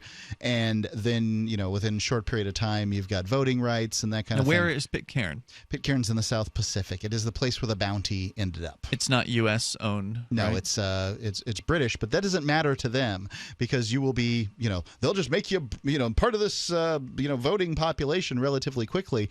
And then I would bet you most of the population's left the island to seek their fortune in, say, New Zealand. One wealthy person could move to Pitcairn, set up residency there, and probably within a few years, essentially write checks to all the other people to leave. And then you'd have your own little sovereign nation. Until someone showed up with a gunboat. Since Heller, no appeals court has upheld a complete ban on carrying guns in public, but several have upheld laws that give authorities wide discretion to decide who may do so. In 2012, the U.S. Court of Appeals for the Second Circuit upheld New York's requirement that people seeking permission to carry handguns in public show so-called proper cause. In 2013, the U.S. Court of Appeals for the Third Circuit upheld a Jersey law requiring a so-called justifiable need for a carry permit. And the U.S. Court of Appeals for the Fourth Circuit upheld a Maryland law demanding a, quote, good and substantial reason, unquote. Last month, the U.S. Court of Appeals for the District of Columbia Circuit heard a Second Amendment challenge. If you need a good and substantial reason to carry a gun, then it's not a right. That's correct. That at that point is a privilege. And I don't agree with the judge that they can put restrictions, period. It's either a right to keep and bear arms or it is not a right. Now, I can choose to not allow people on my own property that are carrying weapons if that's what I want to do. Mm-hmm. And I should be allowed to do the same thing in my business. But a right is only a right if it can't be taken away from you. If it can be taken away from you, it is no longer a right. Well, I mean, rights have to be respected on multiple fronts, right? Individuals have to agree that the right exists.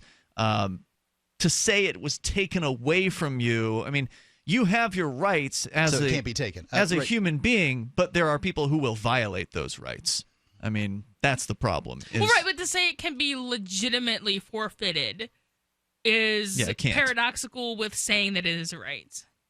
I agree with you there. Last month, the U.S. Court of Appeals for the District of Columbia heard a Second Amendment challenge to a D.C. law that requires carry permit applicants to show they have, quote, good reason to fear injury, unquote, meaning that they have a, quote, special need for self-protection distinguishable from the general community, unquote. Now, of course, none of the constitutional rights to bear arms have any of these provisions attached to them. It's not only if you're scared or only if you've been threatened or. Oh, but can we at least use like the same standard of fearing for your life as cops get to use, and then everybody can have a gun anyway, and it wouldn't matter? Well, then apparently, well, that's a scary thing, Melanie, because then everyone could have a gun and get away with shooting anybody anytime they said they were scared. So we don't want that. We don't want that standard for anybody. We don't want that standard for cops either. I don't think anybody should be judged by that. Well, no, I mean not necessarily that standard to be able to shoot people, just a standard to have the gun. To carry a gun. Judge Manglona's rejection of the Mariana Islands. I can tell you this. It's my understanding that if so I'm a convicted felon. I can't carry a weapon. I can't own a weapon. I can't be in active possession of a weapon. Or firearm, I should say. Yeah, whatever is legally defined as a firearm. Yeah, whatever is legally defined as a firearm in your particular state. But if I or someone is in immediate danger, I can pick up a firearm and use it. Is my understanding of the law as it applies in these instances. So if say my wife owned a firearm and a burglar breaks in or whatever, and I can pick up the firearm and then hold this person until, or if they seem threatening, I suppose I could shoot them too. Wouldn't be my goal, but whatever. So there is, if you do fear for your life or whatever, you can. I think is what the... I mean, I would have to look at specific state statutes on that, and I would want to reread the federal statute for felons too, but that sounds like it would be the case. I'm not saying that it is. I'm not saying that. That sounds a lot like the common law defense of necessity. Yeah, so the defense it of would, necessity.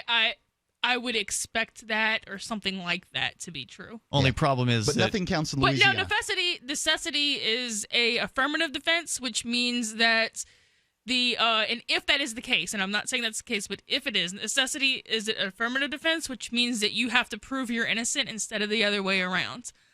So the state has to prove you did it beyond a reasonable doubt, which is, in theory anyway. Pretty easy when the guy has a hole in him. Yeah, but then you have to then prove affirmatively, because it's an affirmative defense, that necessity existed.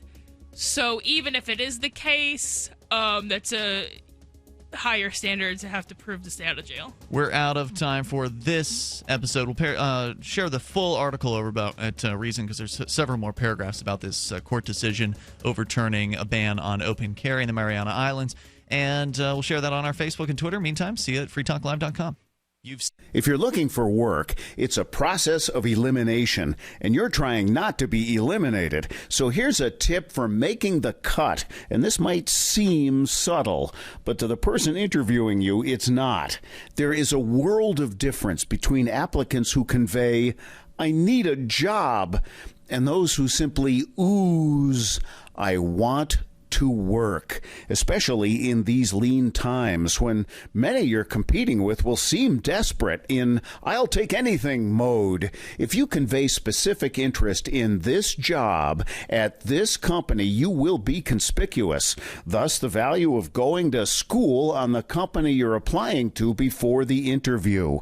With money and attention so tight now, effective communication skills have never been more important. For more tips for job seekers and everyone else, hit survivalspeech.com.